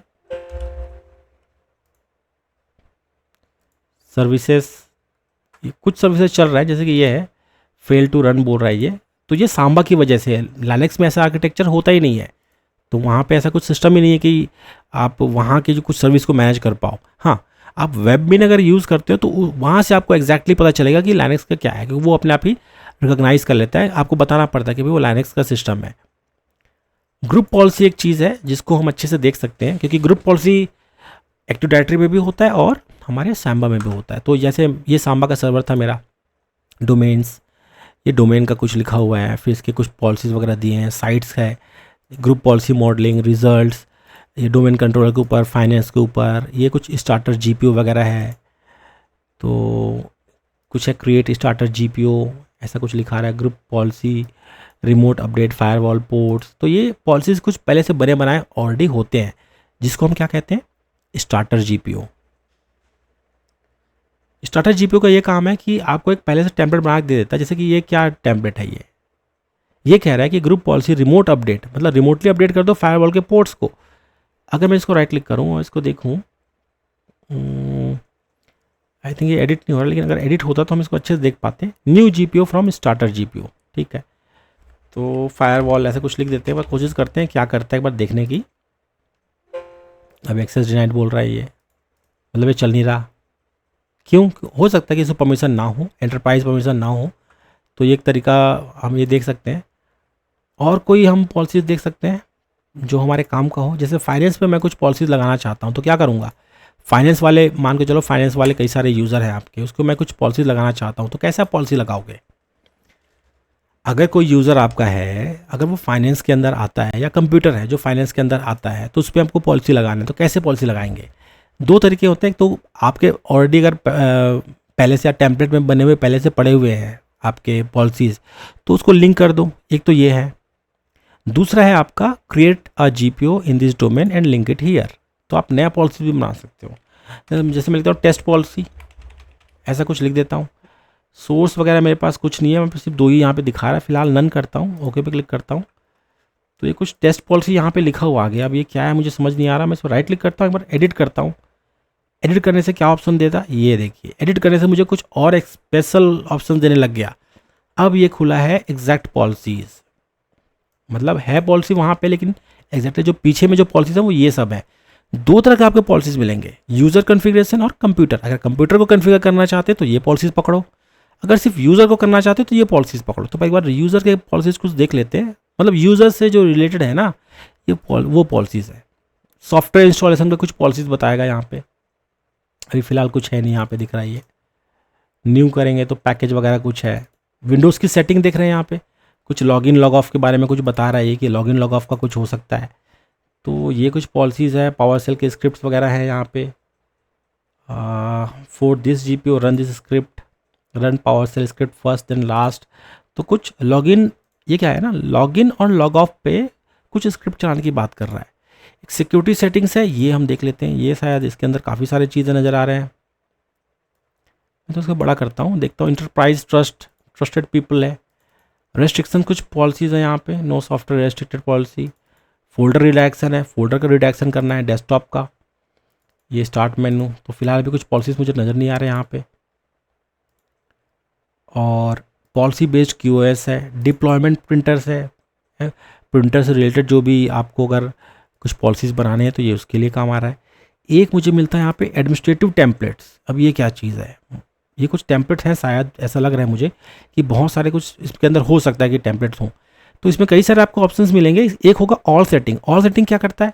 जितने भी ये अलग अलग फोल्डर्स में जो आपके पॉलिसीज़ बने हैं ना, जो टेम्पलेट्स हैं, वो आपको एक ही जगह मिल जाएगा। तो मैं ऑल पे क्लिक करता हूँ, देखेंगे आप यहाँ पे। अब इसके भी 2 व्यू हैं। ये क्या है? एक्सटेंडेड व्यू है। तो यहाँ पे जैसे मैं किसी एक पे क्लिक करूँगा तो यहाँ पे क्या होगा, उसका कुछ बता देगा कि ये पॉलिसी करता क्या है। अगर इसको ये वाला विंडो यूज़ नहीं करना तो आप स्टैंडर्ड यूज़ कर लो और ये ऐसे लिखा जाएगा। ठीक है, तो मैं क्या करता हूँ, अब मुझे काफ़ी कुछ इसके अंदर मिल रहा है। ये मैंने कहाँ पे था, मैं यहाँ पे, ये काफ़ी सारी चीज़ें हैं, अजीब अजीब पॉलिसीज़ है बहुत सारे। तो ये बहुत सारे इसके अंदर पॉलिसी, मतलब ऑल पॉलिसीज़ के अंदर काफ़ी सारी चीज़ें हैं। अब कभी कभार ऐसा होता है कि आप पूरे पॉलिसीज़ को खोजते फिरते हो ना, तो वो गलत है। तो आप क्या चाहते हो? अब जैसे मैं चाहता हूँ डेस्कटॉप से रिलेटेड मुझे कुछ पॉलिसीज़ बताओ। ये डेस्कटॉप पे मैंने क्लिक किया, तो डेस्कटॉप से रिलेटेड जो पॉलिसीज़ है ये वही बताएगा। अब ये क्या बोल रहा है? Desktop wallpaper. चलो ठीक है, मैं इसको खोल लिया। अब ये क्या बोल रहा है? Specifies the desktop background wallpaper displayed on all user desktop. जैसे कि आपका कंपनी है, आप ये चाहते हो कि एक कंपनी का वॉलपेपर हो वो सभी सिस्टम्स पे दिखे, जितने भी हमारे डोमेन के सिस्टम है, चाहे वो लैपटॉप हो या किसी स्पेसिफिक OU को टारगेट करे। तो क्या करना होगा आपको? इनेबल पे क्लिक करना होगा। इनेबल पे क्लिक करोगे और यहाँ पे कुछ पाथ वगैरह दे रहा है कि भाई ये आपका वॉलपेपर का नाम है। तो ये एग्जांपल है। तो ऐसे आपको ना एक ऐसे पाथ देना पड़ेगा। आप क्या करोगे, एक पाथ में ऐसे आपका जो भी वहाँ पे वॉलपेपर होगा उसका पाथ दे दोगे और उसको बता दोगे कि कैसे उसको वॉलपेपर को सेट करना है, फिल कराना है या सेंटर में रखना है। जैसे पूरा फिल कराओगे तो मतलब अगर आपका छोटा वॉलपेपर है तो पूरे स्क्रीन पे वो फिल हो जाएगा, पूरे स्क्रीन पे बराबर दिखेगा वो। ठीक है, तो ऐसे आपको कई सारे आपको ऐसे मिलेंगे। उसको ओके करोगे और अगर यहाँ पे वो जो वॉलपेपर आपने दिया हुआ है तो वॉलपेपर क्या होगा, जितने भी आपके डोमेन सिस्टम है सब में अपडेट हो जाएंगे। कहने का मतलब सेंट्रलाइज हम ग्रुप पॉलिसी से जितने भी मैनेज सिस्टम है आपके सब में चेंजेस कर रहे हैं। आपको किसी अलग अलग सिस्टम पे जाके कुछ करने की जरूरत नहीं है। आप एक ही सिस्टम पे आपके डोमेन कंट्रोल पे बैठे हैं हम अभी, और यहीं से सब चीज़ कर सकते हैं। और यही जो सेम पॉलिसीज है ना, द सेम वे, ये सेम वे है बिल्कुल आपके एक्टिव डायरेक्टरी में भी ऐसे ही होता है। तो इसी को हम ग्रुप पॉलिसीज कहते हैं। तो ग्रुप पॉलिसीज कैसे होते हैं? 2 तरह के होते हैं। एक तो लोकल कंप्यूटर के लिए होता है, जो कि अगर आप सिर्फ विंडोज़ 10 में भी हो, आपने कभी डोमेन ज्वाइन नहीं कराया, ठीक है, तो वहाँ पे भी ऐसे पॉलिसीज होते हैं। मतलब कई लोगों को पता नहीं होता लेकिन होता है। तो वहाँ पे भी आप ग्रुप पॉलिसीज करके सिर्फ पर्टिकुलर उसी सिस्टम के लिए पॉलिसीज आप इनेबल या डिसेबल कर सकते हो। जैसे कि आप चाहते हो आपके सिस्टम में 2 ड्राइव हैं, आप चाहते हो कि D ड्राइव है उसको आपको हाइड करना है, तो आप वैसे वहाँ से हाइड कर सकते हो। वहाँ पे ऑलरेडी पॉलिसीज ऐसे होते हैं। कुछ है यहाँ पे, जैसे ये अपना कहा गया कि प्रोहिबिट डिलीटिंग आइटम्स। तो डेस्कटॉप में कोई आइटम जो है कुछ पड़ा हुआ है, जैसे कि आप चाहते हो कि कुछ स्पेसिफिक आपके जो एप्लीकेशंस हैं जो आपकी कंपनी से रिलेटेड है, जैसे पेरोल वगैरह हो गया या कुछ और ऐसे है, कुछ रिक्वेस्ट वाला एप्लीकेशन हो गया, उसके शॉर्टकट्स आपने क्या कर रखे हैं, डेस्कटॉप में बना रखे हैं। तो आप ये चाहते हो कि वो जो मेरे जो शॉर्टकट्स हैं वो वहीं पर रहे और उसको कोई डिलीट भी ना कर पाए। तो अगर ऐसा पॉलिसी आप सेट कर देते हो और इसको इनेबल करके ओके कर देते हो तो क्या होगा, कोई भी यूज़र जो आपके डोमेन में है वो उसको डिलीट नहीं कर पाएगा। ठीक है, तो ऐसे बहुत सारे ना एकदम अच्छे अच्छे कई सारे पॉलिसीज बनते हैं। नेटवर्क रिलेटेड भी कई सारे हैं। Prohibit adding removing components from LAN, TCP/IP advance configuration को प्रोहिबिट कर दो बोल रहा है। ऐसे इनेबल कर दो बोल रहा है। Windows 2000 network connection settings for administrator को बोल रहा है। Prohibit access to properties of LAN connection. ऐसे आप चाहते हो कि कोई एंड यूज़र, जैसे हम एंड यूज़र हैं तो यहाँ पे मैं जाके अगर मैं यहाँ पे जाऊँ और अपना जो IP वर्जन 6 है उसके प्रॉपर्टीज़ को ना देख पाऊँ, है ना, तो उसको भी आप प्रोहिबिट कर सकते हो। तो नेटवर्क मतलब नेटवर्क रिलेटेड है, ऑफलाइन फाइल्स है, विंडोज़ कनेक्ट नाउ है, ऐसे शेयर्ड फोल्डर्स के ऊपर भी कई सारे आपको परमिशन मिल जाएंगे। स्टार्ट मेन्यू से रिलेटेड आपको कई सारे परमिशन यहाँ पे देखने को मिलेंगे। तो स्टार्ट मेन्यू में आपको मिल जाएगा ऐड सर्च बटन आपको चाहिए नहीं चाहिए, यहाँ पे लॉक द टास्क बार को कोई हिला ना सके यहाँ से इधर ऊपर की तरफ या राइट की तरफ। तो ये सब पॉलिसीज आपको पहले से आपको यहाँ पे बना बनाया मिल जाएगा, बस आपको टर्न ऑन करना है। ठीक है, टर्न ऑन करना है यहाँ पे और उसको यहाँ पे लिंक कराना है। मैं वो भी आपको दिखा देता हूँ लिंक कैसे कराते हैं। सो एडिशनल रिमूव लॉग ऑफ, ये देखो जैसे मैं यहाँ पे जाता हूँ तो यहाँ पे क्या होता है ना, एक लॉग ऑफ का आता है यहाँ पे, ये ना हमारा, अगर मैं राइट क्लिक करूँ और यहाँ पे देखूँ तो यहाँ पे साइन आउट का ऑप्शन आता है। आप चाहो तो इसको भी डिसेबल कर सकते हो और हर सिस्टम से कर सकते हो, कोई लॉग आउट ही नहीं कर पाएगा। ठीक है, बैटरी का मीटर है यहाँ पे, बैटरी का ये आ रहा है ना मेरा मीटर, तो इसको भी आप रिमूव कर सकते हो। वॉल्यूम कंट्रोल का जो आइकन उसको रिमूव कर सकते हो, ये आ रहा है मेरा वॉल्यूम कंट्रोल का, इसको भी रिमूव कर सकते हो। कई सारे आपको मिलेंगे। लॉक ऑल टास्क बार एक कोशिश करके देखते हैं, एक तो बनाना बनता है। तो मैं चाहता हूँ कि मेरा जो वॉल्यूम कंट्रोल आइकन है मैं इसको रिमूव करना चाहता हूँ। मुझे क्या करना पड़ेगा, इसको इनेबल करना है और मुझे क्या करना है, सिर्फ अप्लाई ओके। ये मैंने इनेबल कर दिया, देखो यहाँ पे इनेबल लिखा आ गया। और इसको मैं क्या करूँगा, मैं क्लोज कर दूंगा। तो मेरा टेस्ट पॉलिसी है ना, देखो लिंक इनेबल हो गया, ये जीपीयू हो गया स्टार्ट। ठीक है, तो कहने का मतलब क्या हुआ, ये मेरा एक पॉलिसी यहाँ पे बन गया। आप इसको फिर से डबल क्लिक करेंगे ना तो आपको दिख जाएगा ये इसके अंदर क्या क्या हुआ है। ये देखिए फाइनेंस लिखा हुआ है, कुछ फाइनेंस के ऊपर मैंने किया था, ऑथेंटिकेटेड यूज़र्स के ऊपर मैंने किया था, ये कई सारे फिल्टरिंग्स वगैरह और भी सेटिंग है यहाँ पे। ठीक है, डिटेल्स क्या क्या है इसके अंदर, ये ऑनर्स वगैरह है, ये सेटिंग्स हैं, जेनेटिक कुछ रिपोर्ट बता रहा है कि क्या क्या पॉलिसीज ऑलरेडी अभी डले हुए हैं, है ना। तो जैसे यहाँ पे मैं डिटेल्स पे जाता हूँ, एक यहाँ पे काफ़ी डिटेल बता रहा है। लिंक्स क्या क्या है, एक यहाँ पे लिंक बता रहा है। ठीक है, इसका लिंक क्या है, फाइनेंस वाला जो है ना, ये इस पर लिंक है, फाइनेंस है ना। फाइनेंस के अंदर हमने क्या किया, पॉलिसीज़ बनाया हमने, तो ये फाइनेंस वाले OU पे लिंक हो गया। कहने का मतलब जो आपके फाइनेंस वाले जो भी कंप्यूटर वगैरह है ना, क्योंकि हम क्या कर रहे हैं यहाँ पे जो हमने पॉलिसी बनाया ना, ये उसके उसमें अटैच हो गया फाइनेंस वाले OU पे, तो ये उनके ऊपर ही काम करेगा। सिक्योरिटी फिल्टरिंग्स है और कई सारे और भी आपको यहाँ पे ऑप्शंस आपको मिल जाएंगे देखने को। ये और भी पॉलिसीज़ वगैरह है।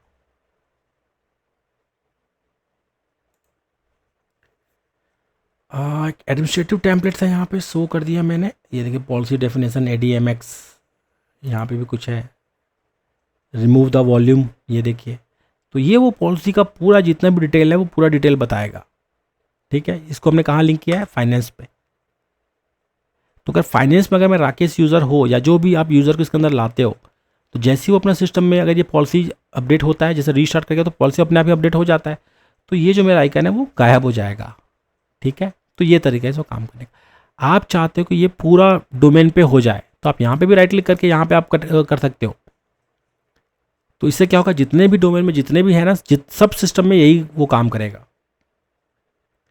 ठीक है, तो इस तरीके से आप पॉलिसीज़ वगैरह बना सकते हो। तो ये जो पॉलिसीज़ बनाने का जो तरीका है, ये विंडोज़ में भी सेम है। मैं भी सिर्फ सांबा का बता रहा था, लेकिन विंडोज़ में भी सेम ऐसी पॉलिसीज़ हम बनाते हैं। जैसे आपका नेटवर्क का है, अगर आप चाहते हो कुछ नेटवर्क जो है वो उसको रेस्ट्रिक्ट कर दें, और भी बहुत सारे ऐसे कई अच्छे आपको पॉलिसीज़ मिलेंगे जिसमें आप ना सेंट्रलाइज एक जगह बैठे बैठे आपके जितने भी सिस्टम है ना आपके नेटवर्क में, वो सब पे आप कुछ ना कुछ पॉलिसीज़ या कुछ भी चेंजेस करना चाहते हो आप कर सकते हो। तो ये होता है हमारा ग्रुप पॉलिसीज़। तो ये भी हमने देख लिया।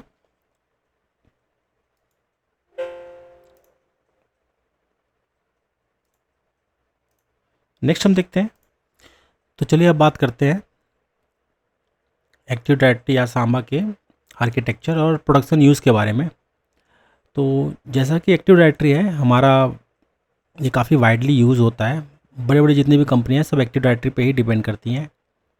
इसके अलावा जो सांबा है, ये मोस्टली जिनको मतलब ज़्यादा जो टेक सेवी है या अच्छी जो कंपनियां हैं जो चाहते हैं कॉस्ट बचाए इस पर, क्योंकि विंडोज़ का जो लाइसेंस का सर्वर है वो, प्लस जो क्लाइंट के एक्सेस लाइसेंस है वो, तो काफ़ी कॉस्टली पड़ते हैं। और उसकी वजह से मतलब कहें तो आपके कंपनी में एक एक्स्ट्रा कॉस्ट मतलब आपको पड़ सकता है। तो उसको वैसी जो कंपनियां होती हैं वो सांबा की तरफ जाती हैं। बहुत सारी कंपनियां ऐसी हैं जो सांबा भी यूज़ करती हैं, और ये आप देख सकते हैं दोनों एक जैसे ही हैं, ज़्यादा कोई इसमें फ़र्क नहीं है, बिल्कुल ये विंडोज़ का 2 कॉपी आप मान के चलो, है ना। तो अब हमारा जो एक और जो मोटिव वो ये था, जैसे हम ये चाहते थे जो डोमेन इंटरेस्ट है ना इसमें, अभी हमने चाइल्ड डोमेन एक बनाया था तो डोमेन इंटरेस्ट अपने आप बन गया था। अब ये जो है ये एक्टिव डायरेक्टरी है हमारा माइक्रोसॉफ्ट का, ठीक है। ये हमारा विंडोज़ या माइक्रोसॉफ्ट का नेटिव उनका खुद का प्रोडक्ट है। लेकिन ये जो है ये थर्ड पार्टी है, ये एलडेप यूज़ नहीं करती, ये कुछ और यूज़ करती है, ठीक है। SMBFS यूज़ करती है, ठीक है। तो SMB प्रोटोकॉल यूज़ करती है, तो थोड़ा सा डिफरेंस है इसमें। तो अभी हमारा मोटिव ये है, क्योंकि इसमें कहा गया है, जैसे अगर मैं यहाँ पे जाऊँ ना इसके प्रॉपर्टीज़ में, मैं अगर जाके देखूँ सर्वर के प्रॉपर्टीज़ पे, तो यहाँ पे ट्रस्ट कहा गया है। तो ट्रस्ट तो हमें समझ आता है कि चलो पेरेंट चाइल्ड तो ट्रस्ट बनता है, तो क्या ऐसा हो सकता है कि एक एक्सटर्नल ट्रस्ट भी बने? क्योंकि अभी हमारा मोटिव हम ये चाहते हैं कि ये जो है हमारा, ये इस पे ट्रस्ट करे और ये इस पे ट्रस्ट करे, और यहाँ से क्या हो, ये दोनों मिल के, जैसे ये आप ऐसे मान के चलें, जैसे हमने एक पीछे जो एग्जांपल दिया था कि प्रेम डॉट लोकल है, ये मान के चलो आप यूएस की कंपनी है, और in dot Prem dot local है, ये आपका इंडिया का कंपनी है, ठीक है। ऐसी मान के चलो आपकी जो यूएस की कंपनी है, जिसका जहाँ पे आप कह लो कि ग्लोबल हेडक्वार्टर है, इन्होंने क्या किया कि कोई दूसरी कंपनी को एक्वायर कर लिया, कहने का मतलब उसको खरीद लिया, ठीक है। मान के चलो उस कंपनी का नाम prem.com था, ठीक है, उसको खरीद लिया। अब यहाँ पे बहुत सारे यूज़र्स हैं, उनके कंप्यूटर्स हैं, और बहुत सारे इसके अंदर रिसोर्सेज हैं। तो उसको प्रोडक्शन में, अगर आप प्रोडक्शन में हो तो उसको यहाँ पे कैसे लाया जाए, कैसे उसको मैनेज किया जाए, तो इसका जो तरीका है उसी को हम कहते हैं active directory domains and trust. तो ट्रस्ट से क्या होगा, इसका ट्रस्ट इससे बन जाएगा, इसका ट्रस्ट इससे, मतलब 2 वे ट्रस्ट बन जाएगा, ठीक है, ट्रांजिटिव। उसके बाद क्या होगा, यहाँ के जो यूज़र्स है उसको या तो यहाँ माइग्रेट कर लो, या यहाँ के यूज़र्स को यहाँ माइग्रेट कर लो। तो जो जैसे ये पेरेंट कंपनी है, तो ये क्या चाहेगी कि जो थर्ड पार्टी है उसको क्या करे, वो माइग्रेट करके अपने पास ले आए, ठीक है। अब यहाँ पे सवाल उठता है कि अब हम कैसे ट्रस्ट वगैरह बनाएंगे। तो ट्रस्ट बनाने का तरीका मैं आपको बता देता हूँ कि सांबा में क्या होता है ना, सांबा में थोड़े से, क्योंकि है तो ये लाइनक्स का ही सिस्टम, तो इसका जो तरीका है थोड़ा सा अलग है, क्योंकि इसमें जो भी कॉन्फ़िगरेशन वो आपके फाइल, कोई ना कोई फाइल में लिखा हुआ है, और यहाँ पे ऐसा नहीं है। यहाँ पे ना कुछ विजार्ड वगैरह है, बैकएंड पे कुछ कॉन्फ़िगरेशन वगैरह है जिसको शायद हम देख नहीं पाते हैं, या माइट भी हो सकता है कि रजिस्ट्री से हम उसको ठीक कर पाएँ, बट ये उतना फ्लेक्सिबल नहीं जितना सांबा है। तो हम क्या करेंगे ना, दोनों में एक बार ट्रस्ट बनाने की कोशिश करेंगे, और कोशिश करेंगे कि ये दोनों कंपनीज़ को, prem.com और prem.local को हम मर्ज कर पाएँ, मतलब यूएस की कंपनी और जो एक्वायर्ड वाला जो नया कंपनी है उसको हम मर्ज कर पाएँ, और इसके यूज़र को यहाँ ला के, या तो मतलब इसको एक बना सकें, ठीक है। तो यहाँ पे हम ट्रस्ट बनाएंगे, जो एक्सटर्नल ट्रस्ट होता है ना, ये उसकी बात कर रहा हूँ मैं। तो सबसे पहले हमें क्या करना होगा, सबसे पहले हमें सांबा का जो कॉन्फ़िगरेशन है वो हमें एक बार चेक करना पड़ेगा। तो उसके लिए आपको क्या करना पड़ेगा, नैनो ETC सांबा। तो आपको पता है ETC के अंदर पूरे हमारे कॉन्फ़िगरेशन फाइल्स होते हैं। तो सांबा डायरेक्टरी के अंदर, क्योंकि डायरेक्टरी बनेगा उसके अंदर, जो भी सॉफ्टवेयर डालेंगे उसका अपना डायरेक्टरी बनाएगा वो, और smb.conf है, ये हमारा कॉन्फ़िगरेशन फाइल है। इसको मैंने ओपन किया, मैं यहाँ पे कुछ देख पा रहा हूँ, कुछ लिखा है यहाँ पे जैसे ग्लोबल है। अब जैसे यहाँ पे जो DNS के फॉरवर्डर होते हैं ना, क्योंकि हमने यहाँ पे भी देखा था कि इसके अंदर भी DNS होता है, तो यहाँ पे DNS फॉरवर्डर जो इसका जो है सांबा का, वो गूगल है। यहाँ पे नेट बायोस नेम दे रखा है DC04, और ये लिखा है रैल्म। रैल्म को हम क्या बोलते हैं, डोमेन। एक्चुअल में रैल्म ही होना चाहिए, डोमेन नहीं होना चाहिए। तो यहाँ पे हम रैल्म कहते हैं, या आप डोमेन कह लो, बराबर है। फिर वर्क ग्रुप क्या है, प्रेम। साथ में यहाँ पे कुछ दिया गया है, सिसवॉल का पाथ जो है, ये देखो सिसवॉल का पाथ ये दिया है, और रीड ओनली नो कर रखा है। नेट लॉगऑन का भी कुछ पाथ दिया है, स्क्रिप्ट्स वगैरह कुछ लिखा है, और रीड ओनली को नो कर रखा है। अब जैसे हम ये देख पाते हैं, ये सिसवॉल जो है ये विंडोज़ के अंदर भी होता है, सिसवॉल, और नेट लॉगऑन भी होता है, क्योंकि ये बिल्कुल एक्टिव डायरेक्टरी का कॉपी मान के चलो आप, तब भी तो जैसे इसके अंदर होता है सिसवॉल और नेट लॉगऑन, वो यहाँ पे भी होगा ना। चलिए उसके बात कर लेते हैं कि ये सिसलॉगऑन, ये या सिसवॉल और नेट लॉगऑन होता क्या है। तो ये विंडोज़ में भी ये इसका एक फ़ोल्डर होता है। आप अगर एक्टिव डायरेक्टरी के अंदर जाओगे और सी विंडोज़ के अंदर जाओगे, और वहाँ पे आपको एक फ़ोल्डर मिलेगा सिसवॉल का, उसके अंदर आपको वो फ़ोल्डर आपको देखने को मिल जाएगा। तो ये क्या काम करता है, ये आपका रेप्लिकेशन करता है आपके फाइल्स को। अगर आपका एक जो डोमेन कंट्रोलर है वैसी सेम और आपने उसके डोमेन कंट्रोलर और उसके अंदर जोड़ रखे हैं 2 3 4 जितने भी हों, कि अगर एक फेल हो जाए तो दूसरे पे चल जाए। तो अगर ऐसी स्थिति में क्या होता है, आपके जो 2 3 या जितने भी डोमेन कंट्रोलर है उसमें डेटा को रेप्लिकेट भी करना पड़ेगा ना। आप एक सर्वर पर डेटा एंट्री करोगे वो दूसरे सर्वर पे दिख जाएगा। मतलब एक यूज़र मतलब कोई भी यूज़र आप बनाते हो एक डोमेन कंट्रोलर पे, तो वो दूसरे में भी अपने आप चला जाएगा। तो ये कैसे होता है, ये इसी फोल्डर की वजह से होता है। क्यों? क्योंकि ये क्या करता है, रेप्लिकेट करता है। और कैसे रेप्लिकेट करता है, तो इसके दो तरह के इसके रेप्लिकेशन सर्विसेज होते थे। पहले अलग होता था, अब दूसरा होता है। अभी जो होता है उसको कहते हैं डिस्ट्रीब्यूटेड फाइल सिस्टम रेप्लिकेशन, जिसको हम कहते हैं DFS-R, ऐसा हम कुछ कहते हैं उसको। पहले जो होता था उसको हम FRS कहते थे, फाइल रेप्लिकेशन सर्विस। तो ये दो टेक्नोलॉजी के थ्रू क्या होता है, यहाँ पे अब जो भी फाइल के अंदर जो भी एंट्री होती है वो दूसरे जो आपके सर्वर्स है उसमें अपने आप ही कॉपी हो जाता है। तो रेप्लिकेट मतलब कॉपी हो जाना, आप ऐसा मान के चलो, ठीक है। इसके अलावा सिस वॉल के अंदर एक और जो चीज़ है, जो इम्पोर्टेंट चीज़ है, वो क्या है, GPO, ग्रुप पॉलिसी ऑब्जेक्ट्स। तो जो भी आप जो पॉलिसीज वगैरह बनाते हो ना GPO के थ्रू, जो भी टेम्पलेट सेटिंग फाइल्स जो भी है, अगर आपने एक जगह बनाया तो सब में अपने आप कॉपी हो जाता है। वो कैसे होता है, सिस वॉल से। ऐसे जो आपके जो लॉगिन स्क्रिप्ट्स हैं, पब्लिक डोमेन का जो डेटा है, वो सब इन्हीं फोल्डर की वजह से ये कॉपी हो जाता है, ठीक है। एक हमारे पास नेट लॉगऑन भी है, यहाँ पे नेट लॉगऑन भी दिया गया। तो ये भी विंडोज़ का ही, विंडोज़ में भी ऐसे नेट लॉगऑन होता है। अब ये क्या करता है, नेट लॉगऑन जो है ना, एक ऐसा मान के चलिए कि एक शेयर्ड फोल्डर है जो क्या करता है, एग्जिस्ट करता है हर आपके डोमेन कंट्रोलर पे। तो ये क्या करता है, ये जितने भी आपके स्क्रिप्ट्स वगैरह हैं, खासकर लॉगऑन के स्क्रिप्ट्स जो कि आपके कई सारे डोमेन यूज़र हैं ना वो यूज़ करते हैं। मतलब आप चाहते हैं कि लॉगिन के साथ वो कुछ स्क्रिप्ट चला दे या कुछ अपडेट कर दे, या जैसे आप कई सारे आप कस्टमाइजेशन करते हैं ज़रूरत के हिसाब से, तो वो जितने भी स्क्रिप्ट्स हैं ना नेट लॉगऑन के अंदर होते हैं।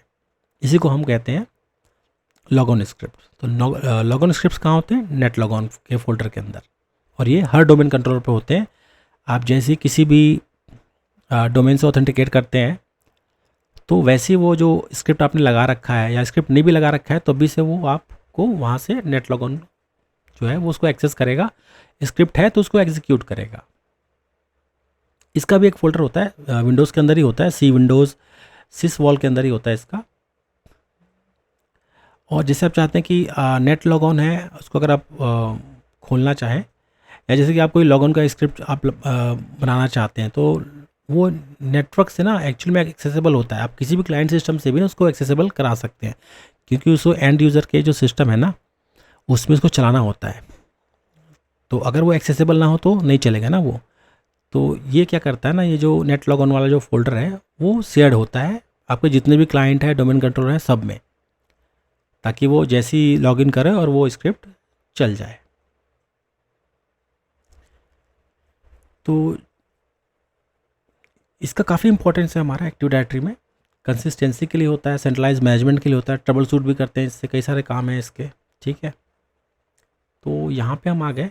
नेक्स्ट हम कोशिश करते हैं कि इसको एक बार इस पर देखा जाए कि हमारे सांबा में हम कैसे अपना ट्रस्ट को बनाते हैं, ठीक है। तो इसके लिए क्या करना होगा ना, हमें सबसे पहले हमारा जो smb.conf है इसके अंदर कुछ कॉन्फ़िगरेशन करना पड़ेगा ग्लोबल हेड के अंदर। तो ये जो ग्लोबल है ना, मतलब ये जो है ग्लोबल हमारा, इसके अंदर कुछ पहले सेटिंग्स है, ठीक है। तो हमें क्या करना पड़ेगा, जैसे मैं यहाँ पे गया तो ग्लोबल के नीचे ही लिखना है आपको। यहाँ पे आपको लिखना पड़ेगा allow trusted domains equal to yes. तो ये आपको लिखना पड़ेगा। कहने का मतलब है हम सांबा का जो मेन कॉन्फ़िगरेशन फाइल है उसको ये कह रहे हैं कि जो ट्रस्टेड डोमेन जो है ना उसको अलाउ करने के लिए। तो अलाउ कैसे करेगा, यस अगर हम यहाँ पे लिखते हैं तो यस करेगा, और अगर नो करेंगे तो नो करेगा। तो बस आपको ये करना है। इसके बाद क्या करना है, इसको करना है सेव, और यहाँ से आपको हो जाना है एग्जिट। फिर क्या करना है, system CTL restart Samba ADDC। तो हम क्या कर रहे हैं, ये सांबा की जो सर्विस है ADDC का, उसको हमने क्या किया, रीस्टार्ट कर दिया, ठीक है। अब जैसे आप चाहते हो कि एक्सटर्नल ट्रस्ट बनाओ, तो एक्सटर्नल ट्रस्ट बनाने के लिए क्या है, जैसे ये मान के चलो कहीं और पे पड़ा हुआ है, मान के चलो ये यूएस में पड़ा हुआ है और ये कहीं और दूर किसी और कंट्री में ये कुछ है, तो दोनों को कनेक्ट करना पड़ेगा ना। तो पहले क्या करना होगा, इसको इससे पहले बात तो ये कनेक्ट हो जाए। तो नेटवर्किंग वाला बंदा क्या करेगा, फायरवॉल, ये फायरवॉल दोनों के फायरवॉल में एक टनल बना देगा और टनल से तो कनेक्ट करा के पिंग करा देगा। तो पिंग कैसे कराएगा, अब जैसे इसका जो IP है 13 था, इसका क्या है 24, तो पिंग करवाएगा पहले 13। देखिए 13 तो पिंग कर दिया, मतलब नेटवर्क वाले बंदे ने क्या किया, अपना काम करके दे दिया। उसने कहा कि भाई देखो मैंने राउटिंग वगैरह जो भी नेटवर्किंग का काम था मैंने अपने तरफ से कर दिया है और इससे आपका जो सिस्टम है वो एक्सेसिबल हो गया। वो ऐसे पिंग करके आपको दिखा देगा कि देखो भाई मैंने इसको पिंग करा दिया है। तो ठीक है, इसका मतलब ये हो गया कि ये जो सिस्टम है जो कहीं और पड़ा हुआ है अब इस डोमेन कंट्रोलर से बात करने लग गया, और सेम इसको भी वही वो चेक करेगा। तो मैं यहाँ से चेक करूँगा, लिखूँगा पिंग, ये देखिए तो ये भी पिंग कर रहा है, मतलब दोनों सिस्टम कनेक्ट हो रहा है। अब हमें क्या करना होगा ना, अब हम ये चाहेंगे कि देखो जब हम रेल्म बनाते हैं या फिर जो ट्रस्ट बनाते हैं, तो ये दोनों ना डोमेन नेम से भी आपका रिजॉल्व होना चाहिए। कहने का मतलब है या तो हम इस यहाँ पे कोई DNS की एंट्री कर दें और इधर भी एक DNS की एंट्री कर दे, वो इसको रिजॉल्व कर दे, ये इसको रिजॉल्व कर दे। एक तो ये तरीका है। दूसरा तरीका, आप होस्ट फाइल भी यूज़ कर सकते हो चाहो तो, दो तरीके हैं करने के। तो उसका जो तरीका है कि ये इसको रिजॉल्व करे, वो उसका क्या तरीका है मैं आपको बता देता हूँ। मैं ऑलरेडी शायद कर रखा है इस पर। तो मुझे DNS में जाना पड़ेगा। DNS बहुत ज़रूरी चीज़ है। अब मैं इस साइड से इधर मैं करना चाहता हूँ ट्रस्ट, तो मैं करूँगा कंडीशनल फॉरवर्डर में जाऊँगा। अब कंडीशनल फॉरवर्डर क्या है, आपको याद होगा कंडीशनल फॉरवर्डर क्या करता है, कोई आपको एक फॉरवर्डर बनाना पड़ेगा जो क्या करेगा, एक्सटर्नली जो उसके पास जो DNS नहीं है वो किसी और से मतलब वो रिजॉल्व करवा देगा। तो अगर मैं यहाँ पे ऐसे जैसे बना रखा है देखो, तो अगर मैंने इसको ऐसे अगर मैं एंट्री कर दूँ, एक बार आपको दिखा भी देता हूँ। अगर मैं इसकी प्रॉपर्टी दिखाऊँ तो ये होगा, एक कंडीशनल फॉरवर्डर बनाना पड़ेगा जो इस IP को, भाई ये सर्वर तो कहीं और पड़ा है, ये सर्वर कहीं और पड़ा है, तो यहाँ पे अगर मैं इसकी एंट्री कर दूँ ना, तो ये क्या करेगा, जितना भी है उसको इधर आपका रिजॉल्व करा देगा। मतलब कहने का मतलब ये है कि ये जो है मेरा कंडीशनल फॉरवर्डर, यहाँ के जो भी क्लाइंट है या जो भी मशीन है वो क्या करेगा, वो इसके DNS को क्या करेगा, वो रिजॉल्व करेगा। और यहाँ पे अगर वो नहीं मिला, जैसे prem.com, यहाँ पे prem.local तो है लेकिन prem.com तो है नहीं, तो हमने क्या किया, prem.com का एक रिजॉल्वर बना दिया फॉरवर्डर। तो वो क्या करेगा, यहाँ से अब ये सर्वर क्या करेगा, इस सर्वर को कांटेक्ट करेगा, इसके DNS से पूछेगा कि भाई prem.com तो आप हो और आप बताओ कि भाई ये वाला IP है कि नहीं। तो वो यहाँ से इसका रिप्लाई लेके आपको फिर वापस आपके क्लाइंट को दे देगा इसके थ्रू। तो इसलिए हम ये कंडीशनल फॉरवर्डर बनाते हैं। ठीक है, तो ये हमने कर दिया। अब एक बार हम इसको चेक भी कर लेते हैं कि क्या ये रिजॉल्व कर रहा है। NS लुकअप prem.com था ना, ये देखिए, तो ये लोकल होस्ट से रिजॉल्व करवा रहा है और IP देखिए बिल्कुल ये IP आपका रिजॉल्व करवा के दे रहा है। मतलब इसका इससे अब यहाँ पे हमने एक एंट्री कर दी, DNS की एंट्री कर दी, मान के चलें फॉरवर्डर की बात करें तो ये यहाँ से रिजॉल्व कर रहा है। अब इसको मतलब अगर मैं यहाँ से अब ट्रस्ट इसकी तरफ बनाऊँ तो इसको प्रॉपर रिजॉल्व करेगा कि prem.com जो है वो इधर है। ठीक है, क्या ये ऐसा ये भी कर पाएगा, एक बार इसको भी देखते हैं। NS लुकअप prem.local, अब मैं किसी और जगह से ये prem.com से मैं prem.local को क्या करूँगा, रिजॉल्व कराने की कोशिश करूँगा। देखिए ये रिजॉल्व नहीं हो रहा, तो ये एक समस्या हो जाएगी हमारे पास कि कैसे हम ठीक करें कि prem.local को रिजॉल्व करें ताकि ये आ जाए। तो हमें शायद यहाँ पे भी कोई कंडीशनल फॉरवर्डर वगैरह कुछ डालना पड़ेगा, तो वो भी हम देखेंगे कि वो कैसे कर सकते हैं। तो अभी हमें क्या करना है, हम सांबा टूल का यूज़ करेंगे क्योंकि इसमें हमें ट्रस्ट तो बना लिया है, बाकी रिजॉल्व नहीं हो रहा वो अलग बात है। रिजॉल्व का कुछ सोचना पड़ेगा हमारे को, क्योंकि अगर मैं जैसे इसका जो कमांड होता है, मैं आपको कमांड बताता हूँ क्या है। इसका जो कमांड है वो होता है ये वाला। तो इसमें क्या लिखा गया है, जो मेरा सांबा टूल है, डोमेन ट्रस्ट कर ले, यहाँ पे डोमेन ट्रस्ट लिखा है, क्रिएट विंडोज़ AD डोमेन। मतलब अगर मैं यहाँ से इसकी तरफ ट्रस्ट बना रहा हूँ तो ये क्या करेगा, यहाँ पे डोमेन का नाम डालना पड़ेगा, टाइप एक्सटर्नल होना चाहिए, एक्सटर्नल है, इसके लिए तो एक्सटर्नल है, ये सांबा है और ये ADDS है, और ये directory direction equal to BIDIR bind directory create location both password. अब पासवर्ड क्या है, इसका पासवर्ड, कि इसका अपना पासवर्ड तो यहाँ पे चलेगा नहीं, इसका पासवर्ड तो कुछ और होगा, ठीक है, तो ऐसा कुछ इसका मिलेगा। लेकिन अभी समस्या ये है कि हम अगर मैं यहाँ पे जैसे मैं अगर मुझे यहाँ पे क्या देना पड़ेगा, मुझे यहाँ पे लिखना पड़ेगा कि प्रेम डॉट लोकल, लेकिन प्रेम डॉट लोकल तो रिजॉल्व ही नहीं हो रहा, तो कैसे वो चलेगा, वो नहीं चलेगा ना, फिर ये कमांड तो नहीं चलेगा फिर। तो इसको हम क्या करेंगे, या तो इसकी DNS एंट्री करेंगे हम कहीं पे कि ये इसको रिजॉल्व करे या फॉरवर्डर बनाए। तो यहाँ से हम कोशिश करते हैं कि ये कैसे चलेगा, या NS लुकअप, तो NS लुकअप प्रेम डॉट लोकल, और हमने ये देखा था ये नहीं चल रहा था ना, ये देखिए नहीं रिजॉल्व कर रहा है, ये अपने ही DNS सर्वर पे देख रहा है। यहाँ पे अगर मैं दिखाऊँ आपको, ये अपने ही DNS सर्वर पे देख रहा है, लेकिन इसको कोई रिकॉर्ड नहीं मिल रहा, तो मुझे कुछ फॉरवर्डर वगैरह डालना पड़ेगा। या मैं एक और चीज़ करता हूँ, नैनो ETC होस्ट, इसके अंदर क्या है, तो इसके अंदर मैंने क्या किया ना, एक एंट्री कर रखी है प्रेम डॉट लोकल की, ठीक है, DC01 डॉट प्रेम डॉट लोकल, ये उसका पूरा फुल DNS सफिक्स हो गया, और ये हमारा डोमेन हो गया या रेल्म, ठीक है। तो अब तो करना चाहिए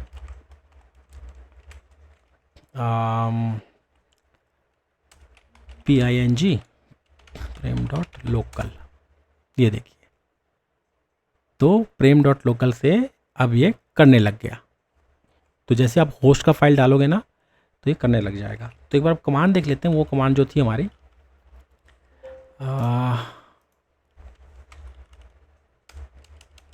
जो हमारा कमांड था, एक बार वो करके देखते हैं कि ट्रस्ट बनता है नहीं बनता। बाकी कुछ प्रॉब्लम आएगा तो ट्रबल शूट करना ही पड़ेगा।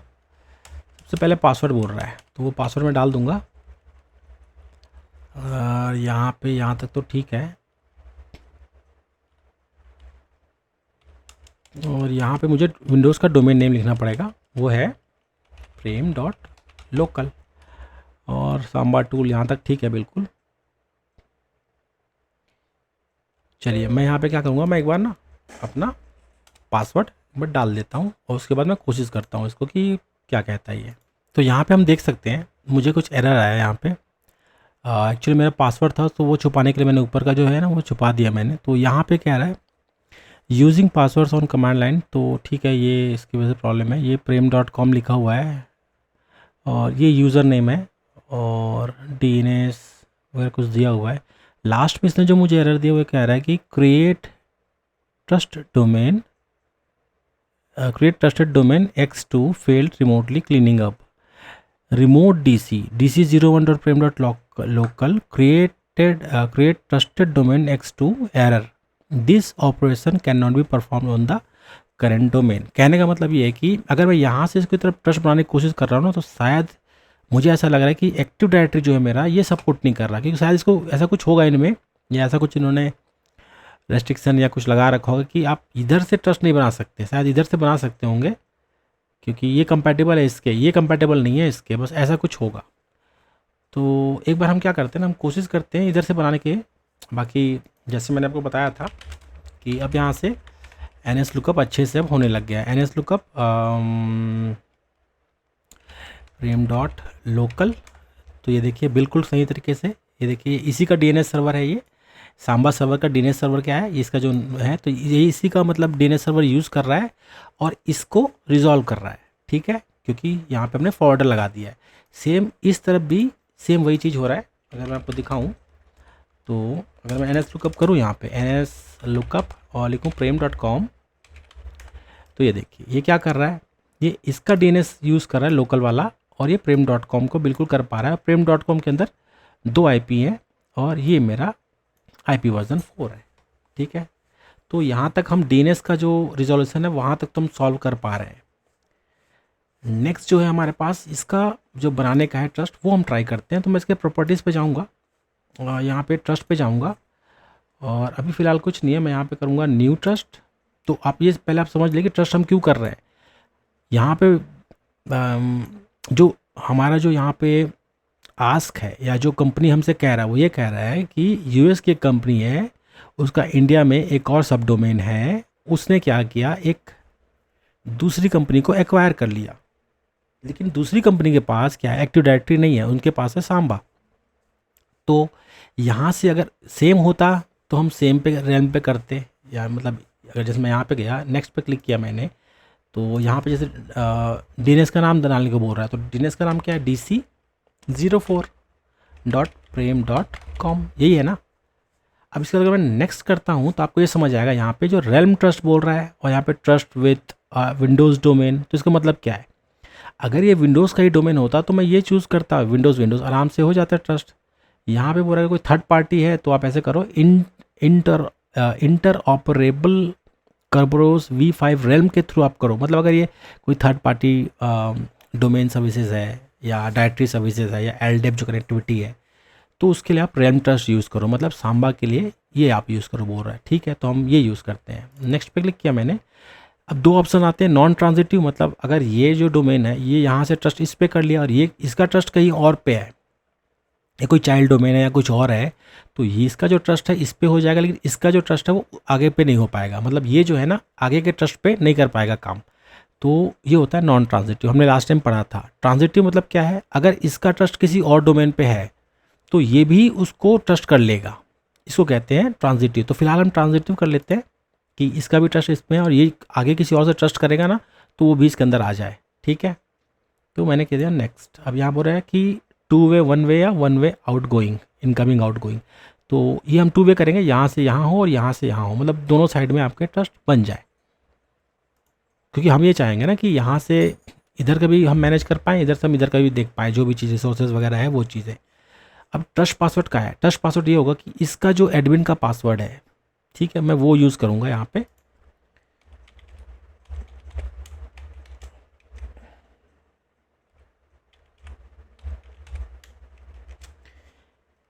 ये देखिए, ये यहाँ पे इसने मुझे कुछ एरर तो दिया नहीं है। नेक्स्ट पे क्लिक किया मैंने। Before this trust can function it must also be created in the other domain, ensure that the same trust password is used in the both domains. ठीक है, फिनिश पे क्लिक किया तो मैं ये देख रहा हूँ यहाँ पे मेरा DC04 का ट्रस्ट जो है, domain trusted by this domain, मतलब ये जो डोमेन है जिसको ट्रस्ट कर रहा है वो, और जो उधर से जो ट्रस्ट हो रहा है वो, तो दोनों मेरे यहाँ पे आ गया। एक बार इसको ओके करके देखते हैं, तो ये देखिए, तो यहाँ पे मेरा जो ट्रस्ट है वो बन गया, मतलब इससे ट्रस्ट हो गया। अब यहाँ से मैं क्या कर पाऊँगा, इसके रिसोर्सेज भी मैं देख पाऊँगा। तो ये होता है आपके ट्रस्ट। और यहाँ पे एक बार क्रॉस चेक कर लेते हैं। ठीक है, ये बिल्कुल सही चल रहा है। यहाँ पे यस बोल रहा है, इसको रेलम बोल रहा है, ये चाइल्ड वाला ट्रस्ट है, ये रेलम वाला ट्रस्ट है। ठीक है, ये एक्सटर्नल ट्रस्ट है एक्चुअल में। तो इस तरीके से आप एक्सटर्नल ट्रस्ट बनाते हैं। तो चलिए अब हम चलते हैं हमारे क्लाइंट सिस्टम की तरफ। जैसे कि ये आप देख पा रहे हो, मान के चलो कि ये एडमिनिस्ट्रेटर का सिस्टम है, ये विंडोज़ 10 सिस्टम है जो कि मेरे सांबा डोमेन से कनेक्टेड है। जैसे कि अगर मैं आपको इसको वेरीफाई भी कराऊं तो आपको ये समझ आ जाएगा कि prem.com जो है मेरा ये सांबा का सर्वर है। ठीक है, ये सांबा क्लाइंट भी लिखा हुआ है जिसको हमने सांबा के डोमेन से ज्वाइन करा रखा था। इसको मैंने क्या किया ना, अब इसको हम क्या करेंगे, जो डोमेन एडमिनिस्ट्रेटर है या जो इसका एंटरप्राइज एडमिन है, आप कह लो, डोमेन एडमिनिस्ट्रेटर और एंटरप्राइज एडमिन में थोड़ा सा डिफरेंस है। जो डोमेन एडमिनिस्ट्रेटर होता है वो एक सिर्फ डोमेन के लिए, जैसे prem.com है उसके अंदर तक का जो भी चीज़ें हैं ना वो उसको मैनेज कर पाएगा। लेकिन जो एंटरप्राइज एडमिन होता है, जो कि ऑब्वियसली बात है एडमिनिस्ट्रेटर ही होगा, तो वो क्या है ना, ट्रस्ट के अंदर कोई रिसोर्सेज वगैरह उसको भी मैनेज कर पाता है। तो कहने का मतलब ये है कि अभी हमारा आस्क ये था कि हम ये चाहते थे कि जो अमेरिका का एक कंपनी है, ठीक है, उसने एक नया कंपनी को क्या किया, एक्वायर किया। अब वो चाहता है, जो अमेरिका का जो कंपनी है वो चाहता है कि उस डोमेन को, उसके अंदर जो रिसोर्सेज है उसको वो मैनेज करे, या जो भी उसको माइग्रेट करना है या जैसे उसको करना है वो वैसा करे। तो मैं क्या करूँगा ना, एक बार वेरीफाई करूँगा कि क्या सच में ये हो पा रहा है कि नहीं हो पा रहा है, क्योंकि ट्रस्ट तो हमने बना दिया और ट्रस्ट का काम ही यही है कि क्रॉस मैनेज कराना। हालांकि वो एक्सटर्नल डोमेन है तो शायद कुछ एरर वगैरह दे दे, बट हम कोशिश करेंगे, देखेंगे कि क्या सच में ऐसा काम कर रहा है। तो ये मैंने ऐड किया है। आप इसको चाहो तो मैं आता हूँ आप ऐड कैसे कर सकते हैं। इसको डिलीट कर दो आप, और डिलीट कर देता हूँ तो आपको अच्छे से समझ आएगा। अब जैसे मेरा जो विंडोज़ 10 का जो सिस्टम है जिस पे आरसेट टूल डला है, मैं क्या करूँगा उस पर डीएनएस खोलूँगा और यहाँ पे क्या करूँगा कनेक्ट डीएनएस सर्वर करूँगा। ठीक है, दिस कंप्यूटर करूँगा, मतलब जो विंडोज़ 10 का सिस्टम है क्या उसमें मेरा डीएनएस चल रहा है? नहीं, उस पर तो नहीं चल रहा, वो मेरे सांबा पे चल रहा है। तो सांबा का क्या था, dc04.prem.com, यही था ना हमारा। तो क्योंकि देखो ये तो खुद ये जो सिस्टम है ये सांबा से कनेक्टेड है, इसी से prem.com से कनेक्टेड है, तो ये तो ऑब्वियस सी बात है ये हो ही जाएगा। ठीक है, तो मैं यहाँ पे देख पा रहा हूँ इसके डीएनएस वगैरह मुझे अच्छे से दिख रहे हैं। मेरा खुद का जो सिस्टम है जो विंडोज़ 10 का सिस्टम है वो भी दिख रहा है, और जो मेरा सांबा का जो डीएनएस है वो भी मुझे क्लियरली नज़र आ रहा है। ठीक है, अगला हमें क्या देखना होगा ना, हमें ये देखना होगा कि जो हमारा यूएस का जो है एक्टिव डायरेक्टरी जिसका है dc01.prem.local, तो क्या उसको भी हम कनेक्ट कर पाएंगे यहाँ से? तो मैं यहाँ पे करूँगा राइट क्लिक, डीएनएस के ऊपर right click, connect to DNS server. यहाँ पे अब मैं क्या करूँगा, यहाँ पे दूंगा dc01.prem.local, ये रहा, मैंने किया ओके, ये देखिए ये भी कनेक्ट हो गया। तो dc01 भी कनेक्ट हो रहा है इसका मतलब। अब जैसे मैं इसके मुझे रिकॉर्ड्स देखने हैं, ये देखिए इसके रिकॉर्ड्स, इसके अगर मुझे रिकॉर्ड्स देखने हैं तो कहने का मतलब जो इंटरप्राइज एडमिन है वो दोनों जगह पे, अब क्योंकि ट्रस्ट तो बन गया है तो ये इसका रिसोर्स दोनों एक दूसरे का रिसोर्स वो आराम से एडिट कर सकते हैं। अब जैसे मान के चलो मैं चाहता हूँ कि ये तो सांबा का सिस्टम है ना, सांबा जो डोमेन हमारा है ADDC उसका सिस्टम है। अगर मैं prem.local जो कि विंडोज़ का एक्टिव डायरेक्टरी है, तो क्या मैं यहाँ पे कुछ एंट्रीज कर पाऊँगा? तो कोशिश करते हैं। जैसे लिखता हूँ मैं test2, तो prem.local में एक्चुअली में बना रहा हूँ मैं, इसका IP डाल देता हूँ कुछ भी फिलहाल 192.168.1. इसको डाल देता हूँ 37, एक पॉइंटर रिकॉर्ड ही बना दो बोलता हूँ। और ये क्या है, allow any authenticated user to update DNS. ठीक है, ये भी करके मैं ऐड होस्ट करता हूँ। ये देखिए, तो कहने का मतलब मैं अब सांबा डोमेन से, एक्चुअली मैं सांबा डोमेन में हूँ, मतलब prem.com पे हूँ और मैं prem.local पे भी बना पा रहा हूँ। तो ये कैसे पॉसिबल हुआ? ये ऐसे पॉसिबल हुआ क्योंकि हमने एक ट्रस्ट बनाया। हमने कहा कि prem.local है, उससे हमने ट्रस्ट बनाया prem.com की तरफ, क्योंकि जो नई कंपनी है इसको एक्वायर किया गया था, तो अब हम उसके अंदर भी बना सकते हैं। और कुछ इसमें हम देख सकते हैं कि क्या यहाँ पे कुछ असर पड़ता है। तो देखिए यहाँ पे तो कुछ असर नहीं पड़ा, जहाँ पे हमने बनाया था वो वहीं पे बनेगा। रिजोल्यूशन चेक कर सकते हैं, रिजोल्यूशन क्या कहता है, क्योंकि prem.local पे हूँ मैं, सॉरी prem.com पे हूँ मैं। जैसे मैं यहाँ पे करूँ ns lookup prem.com, तो ये तो मेरा ढंग से, हाँ ये मेरा रिजॉल्व कर रहा है अच्छे से। ठीक है, prem.com कर रहा है, मतलब लोकल जो मेरा खुद का जो जिस डोमेन से मैं कनेक्टेड हूँ, जिस डोमेन के अंदर मैं हूँ, वो तो मुझे रिजॉल्व करके दे रहा है। एक यही चीज़ हम कोशिश करते हैं prem.local की तरफ, prem.local भी हो रहा है, आप ये देख सकते हैं। ठीक है, ये भी परफेक्टली मुझे दे रहा है, प्लस रिवर्स जो IP है वो भी बता रहा है, काफ़ी कुछ बता रहा है ये। एक और कोशिश करते हुए हमने test2 बनाया था ना, test2, और वो किसी और डोमेन पे था और prem.local पे था, test2.prem.local इस पे था ना। तो इसको मैं क्या करता हूँ ns lookup, ये देखते हैं चलता नहीं चलता। ये देखिए अब ये भी चलने लग गया। कहने का मतलब क्या है, अब मैं सांबा डोमेन पे रहते हुए विंडोज़ एक्टिव डायरेक्टरी के डोमेन पे भी मैं काम कर सकता हूँ। तो ऑलमोस्ट हमारा ट्रस्ट अच्छे से काम कर रहा है, ग्रुप पॉलिसीज हम अच्छे से समझ गए, ये कैसे काम करता है, प्रोडक्शन में इसका क्या रिक्वायरमेंट है मैं आपको ये भी बता दिया कि जब भी कोई कंपनी एक्वायर करती है, किसी दूसरी कंपनी को खरीदती है, अगर ऐसी स्थिति में आपको कोई दूसरा एक्टिव डायरेक्टरी या डायरेक्टरी सर्विसेज मिलता है तो उसके यूज़र्स को कैसे यूज़ करें, उसके लिए आप ट्रस्ट बनाते हो, एक्सटर्नल ट्रस्ट, और उस ट्रस्ट के थ्रू उसके जो रिसोर्सेज है उसको मैनेज कर सकते हो। तो कहने का मतलब ये है कि मैं यहाँ से बैठे बैठे ही सांबा डोमेन से बैठे बैठे मैं एक्टिव डायरेक्टरी मतलब विंडोज़ के डोमेन को भी वहाँ पे भी मैं कुछ रिसोर्सेज बना सकता हूँ, और वहाँ का जो इंटरप्राइज एडमिन है वो भी यहाँ पे कुछ कर सकता है। ठीक है, तो इस तरीके से आपके ट्रस्ट चलते हैं। इसके अलावा और भी बहुत सारी चीज़ें हैं, अगर आप चाहें तो जैसे फिज़मो रोल वगैरह होते हैं, तो फिज़मो रोल को जैसे मूव करना होता है ना, जैसे आपका क्या है, कुछ डोमेन में फिज़मो रोल आप अलग टाइप का रखते हो, फिर दूसरे में किसी और टाइप का रखते हो, उसका क्या यूज़ है, कैसे यूज़ है, हम इसके बारे में थोड़ा बात कर लेते हैं। तो चलिए अब हम बात करते हैं फिज़मो रोल्स के बारे में। अभी हमने ट्रस्ट बनाया था सांबा डोमेन और हमारे एक्टिव डायरेक्टरी विंडोज़ वाले डोमेन के बीच में। तो मैं यूज़र एंड कंप्यूटर्स के अंदर जाऊंगा, तो ऑब्वियस सी बात है मेरा जो डिफ़ॉल्ट है सांबा का डोमेन जिससे मेरा सिस्टम कनेक्ट है वो तो पहले आ ही जाएगा। मैं कोशिश करूँगा कि यहाँ पे कि क्या मेरा दूसरा सिस्टम भी आ सकता है।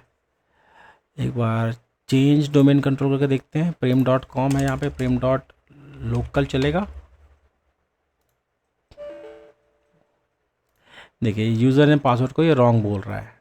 ठीक है, तो क्योंकि इसका यूज़र नेम पासवर्ड कुछ अलग होगा शायद, इसलिए ऐसा हो सकता है। एक बार देखना पड़ेगा कि ऐसा क्यों है।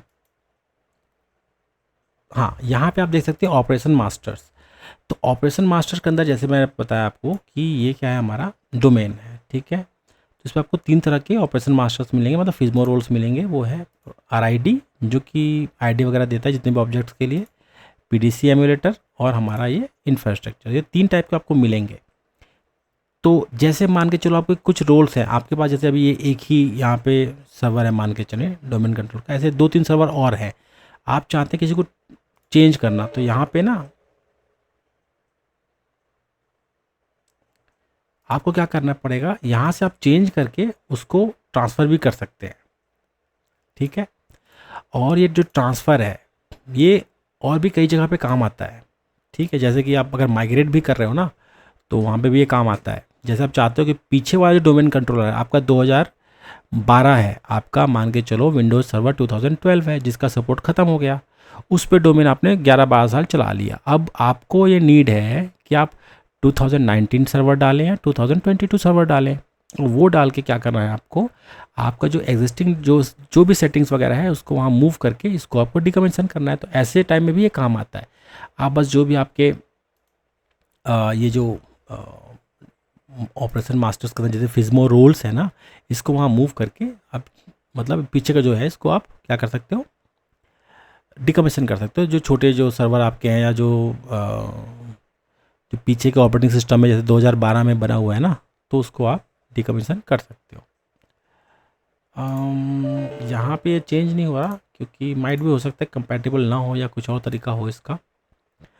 चेंज डोमेन कंट्रोल करके देखते हैं यहाँ पे और क्या क्या दिखाता है। दिस डोमेन कंट्रोलर और ADLDS इंस्टेंस एनी राइटेबल, ये एनी राइटेबल बोल रहा है DC04 prem.com है यहाँ पे। तो एनी राइटेबल में तो यही आ रहा है, न्यू पे क्या आ रहा है यहाँ पे, इसको एक बार देख लेते हैं। तो यहाँ पे मुझे क्या लगता है ना, अगर हम यहाँ से सांबा डोमेन से अगर हम अपने दूसरे डोमेन पे जिस पे हमने ट्रस्ट बनाया है, अगर उसके रिसोर्सेज को काम नहीं कर सकते उस पर, तो फिर हमारा ट्रस्ट का कोई फ़ायदा नहीं है। लेकिन मैं श्योर हूँ, मुझे लगता है कि ये दूसरे डोमेन को भी मैनेज कर पाएगा। एक बार कोशिश करते हैं, इस पर हम देखते हैं। जैसे ये हम गए ना, तो चेंज डोमेन कंट्रोल पे जाना है हमारे को, और ये देखो ये कुछ टाइप करने के बोल रहा है। यहाँ पे टाइप करके देखते हैं क्या कहता है ये।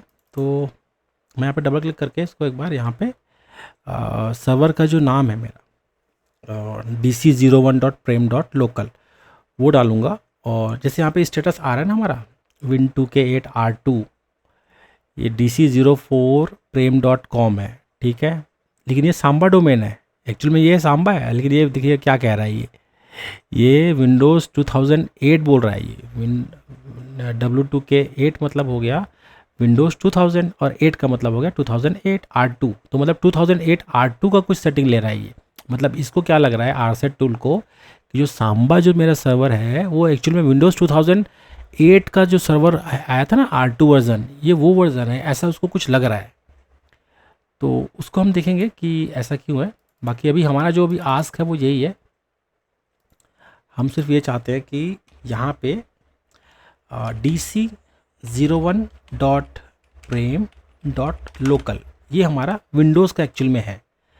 देखिए जैसे मैंने इसको सेलेक्ट किया, ये भी ऑनलाइन आ गया, लेकिन अभी फ़िलहाल यहाँ पे कुछ वर्जन वगैरह नहीं बता रहा। बाकी मैं ओके करता हूँ।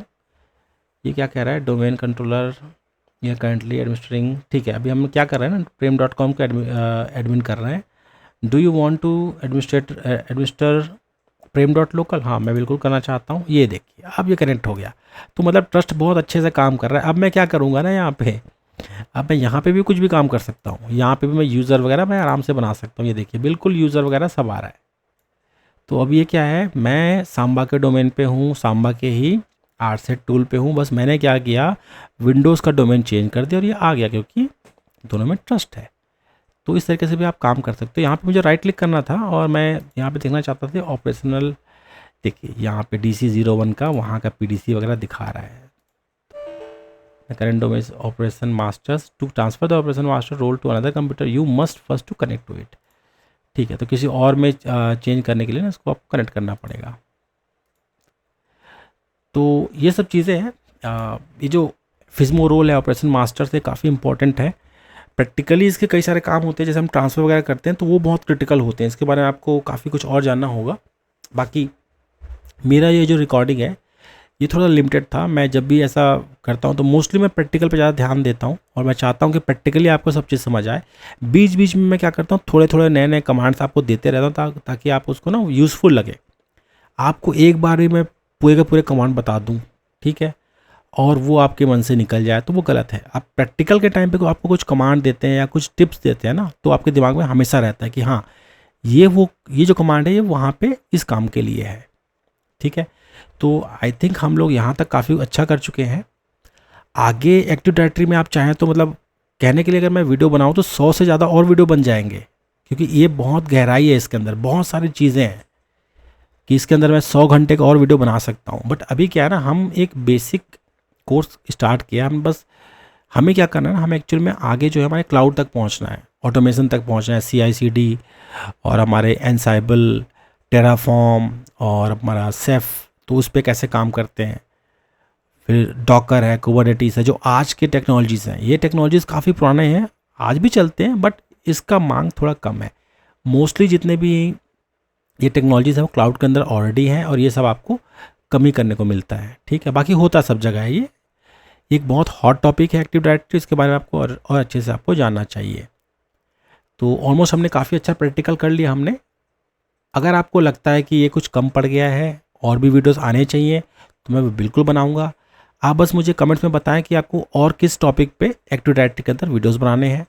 ठीक है, मैं उसके ऊपर प्रैक्टिकल करूंगा। बस मेरा ये कहना है कि प्रैक्टिकल करने से ही आपको सॉल्यूशन मिलेगा और वो दिमाग में आपके हमेशा रहेगा। अगर आप विंडोज़ स्किप करके मतलब वीडियो मेरा जो है वो स्किप करके देखते हो तो कई सारे अच्छे अच्छे जो टिप्स हैं ना वो आप भूल जाओगे। ठीक है, या समझ नहीं पाओगे। तो स्किप करके देखेंगे तो समझ नहीं आएगा। और बीच लाइन में बिल्कुल मत लगे। अगर आप बिल्कुल बिगिनर हैं या आपको बहुत कुछ आता है तो ये वीडियो आप मतलब अलग तरीके से देख सकते हो। बट जो बिगिनर है उनके लिए मैंने स्टार्टिंग से वीडियो बनाया है कि कैसे हमने विंडोज़ का हार्डवेयर पे हमने बात करी, फिर अलग अलग हमने ऑपरेटिंग सिस्टम के लिए बात करी जो लाइनक्स है, फिर मैक ओएस पे, फिर विंडोज़ पे, फिर पूरा का पूरा माइक्रोसॉफ्ट ऑफिस को सीखा। उसको भी गहराई से नहीं सीखा है, लेकिन एक जो बिगिनर लेवल का होता है एडवांस या इंटरमीडिएट कह लो, वहाँ तक तो मैंने बहुत अच्छे से सीखा है और ज़्यादा से ज़्यादा मैंने कोशिश करी है कि इसको हम अच्छे से और समझ जाएँ। नेक्स्ट जो हमारा है, अब मैं एक्टिव डायरेक्टरी पे वीडियो नहीं बनाऊंगा। अगर आप कहते हैं, आप कमेंट्स करते हैं कि इस पर और वीडियो बनाना चाहिए या टॉपिक आप देते हो तो मैं बनाऊंगा। अगला जो है हमारे पास जो टॉपिक होगा वो वेब सर्वर वगैरह होंगे, डेटाबेसेस होंगे, उसके बाद हम क्लाउड की तरफ जाएंगे। ठीक है, तो आई थिंक आज के लिए इतना ही। मैं आपसे मिलूँगा मेरे नेक्स्ट वीडियो में। तब तक के लिए धन्यवाद।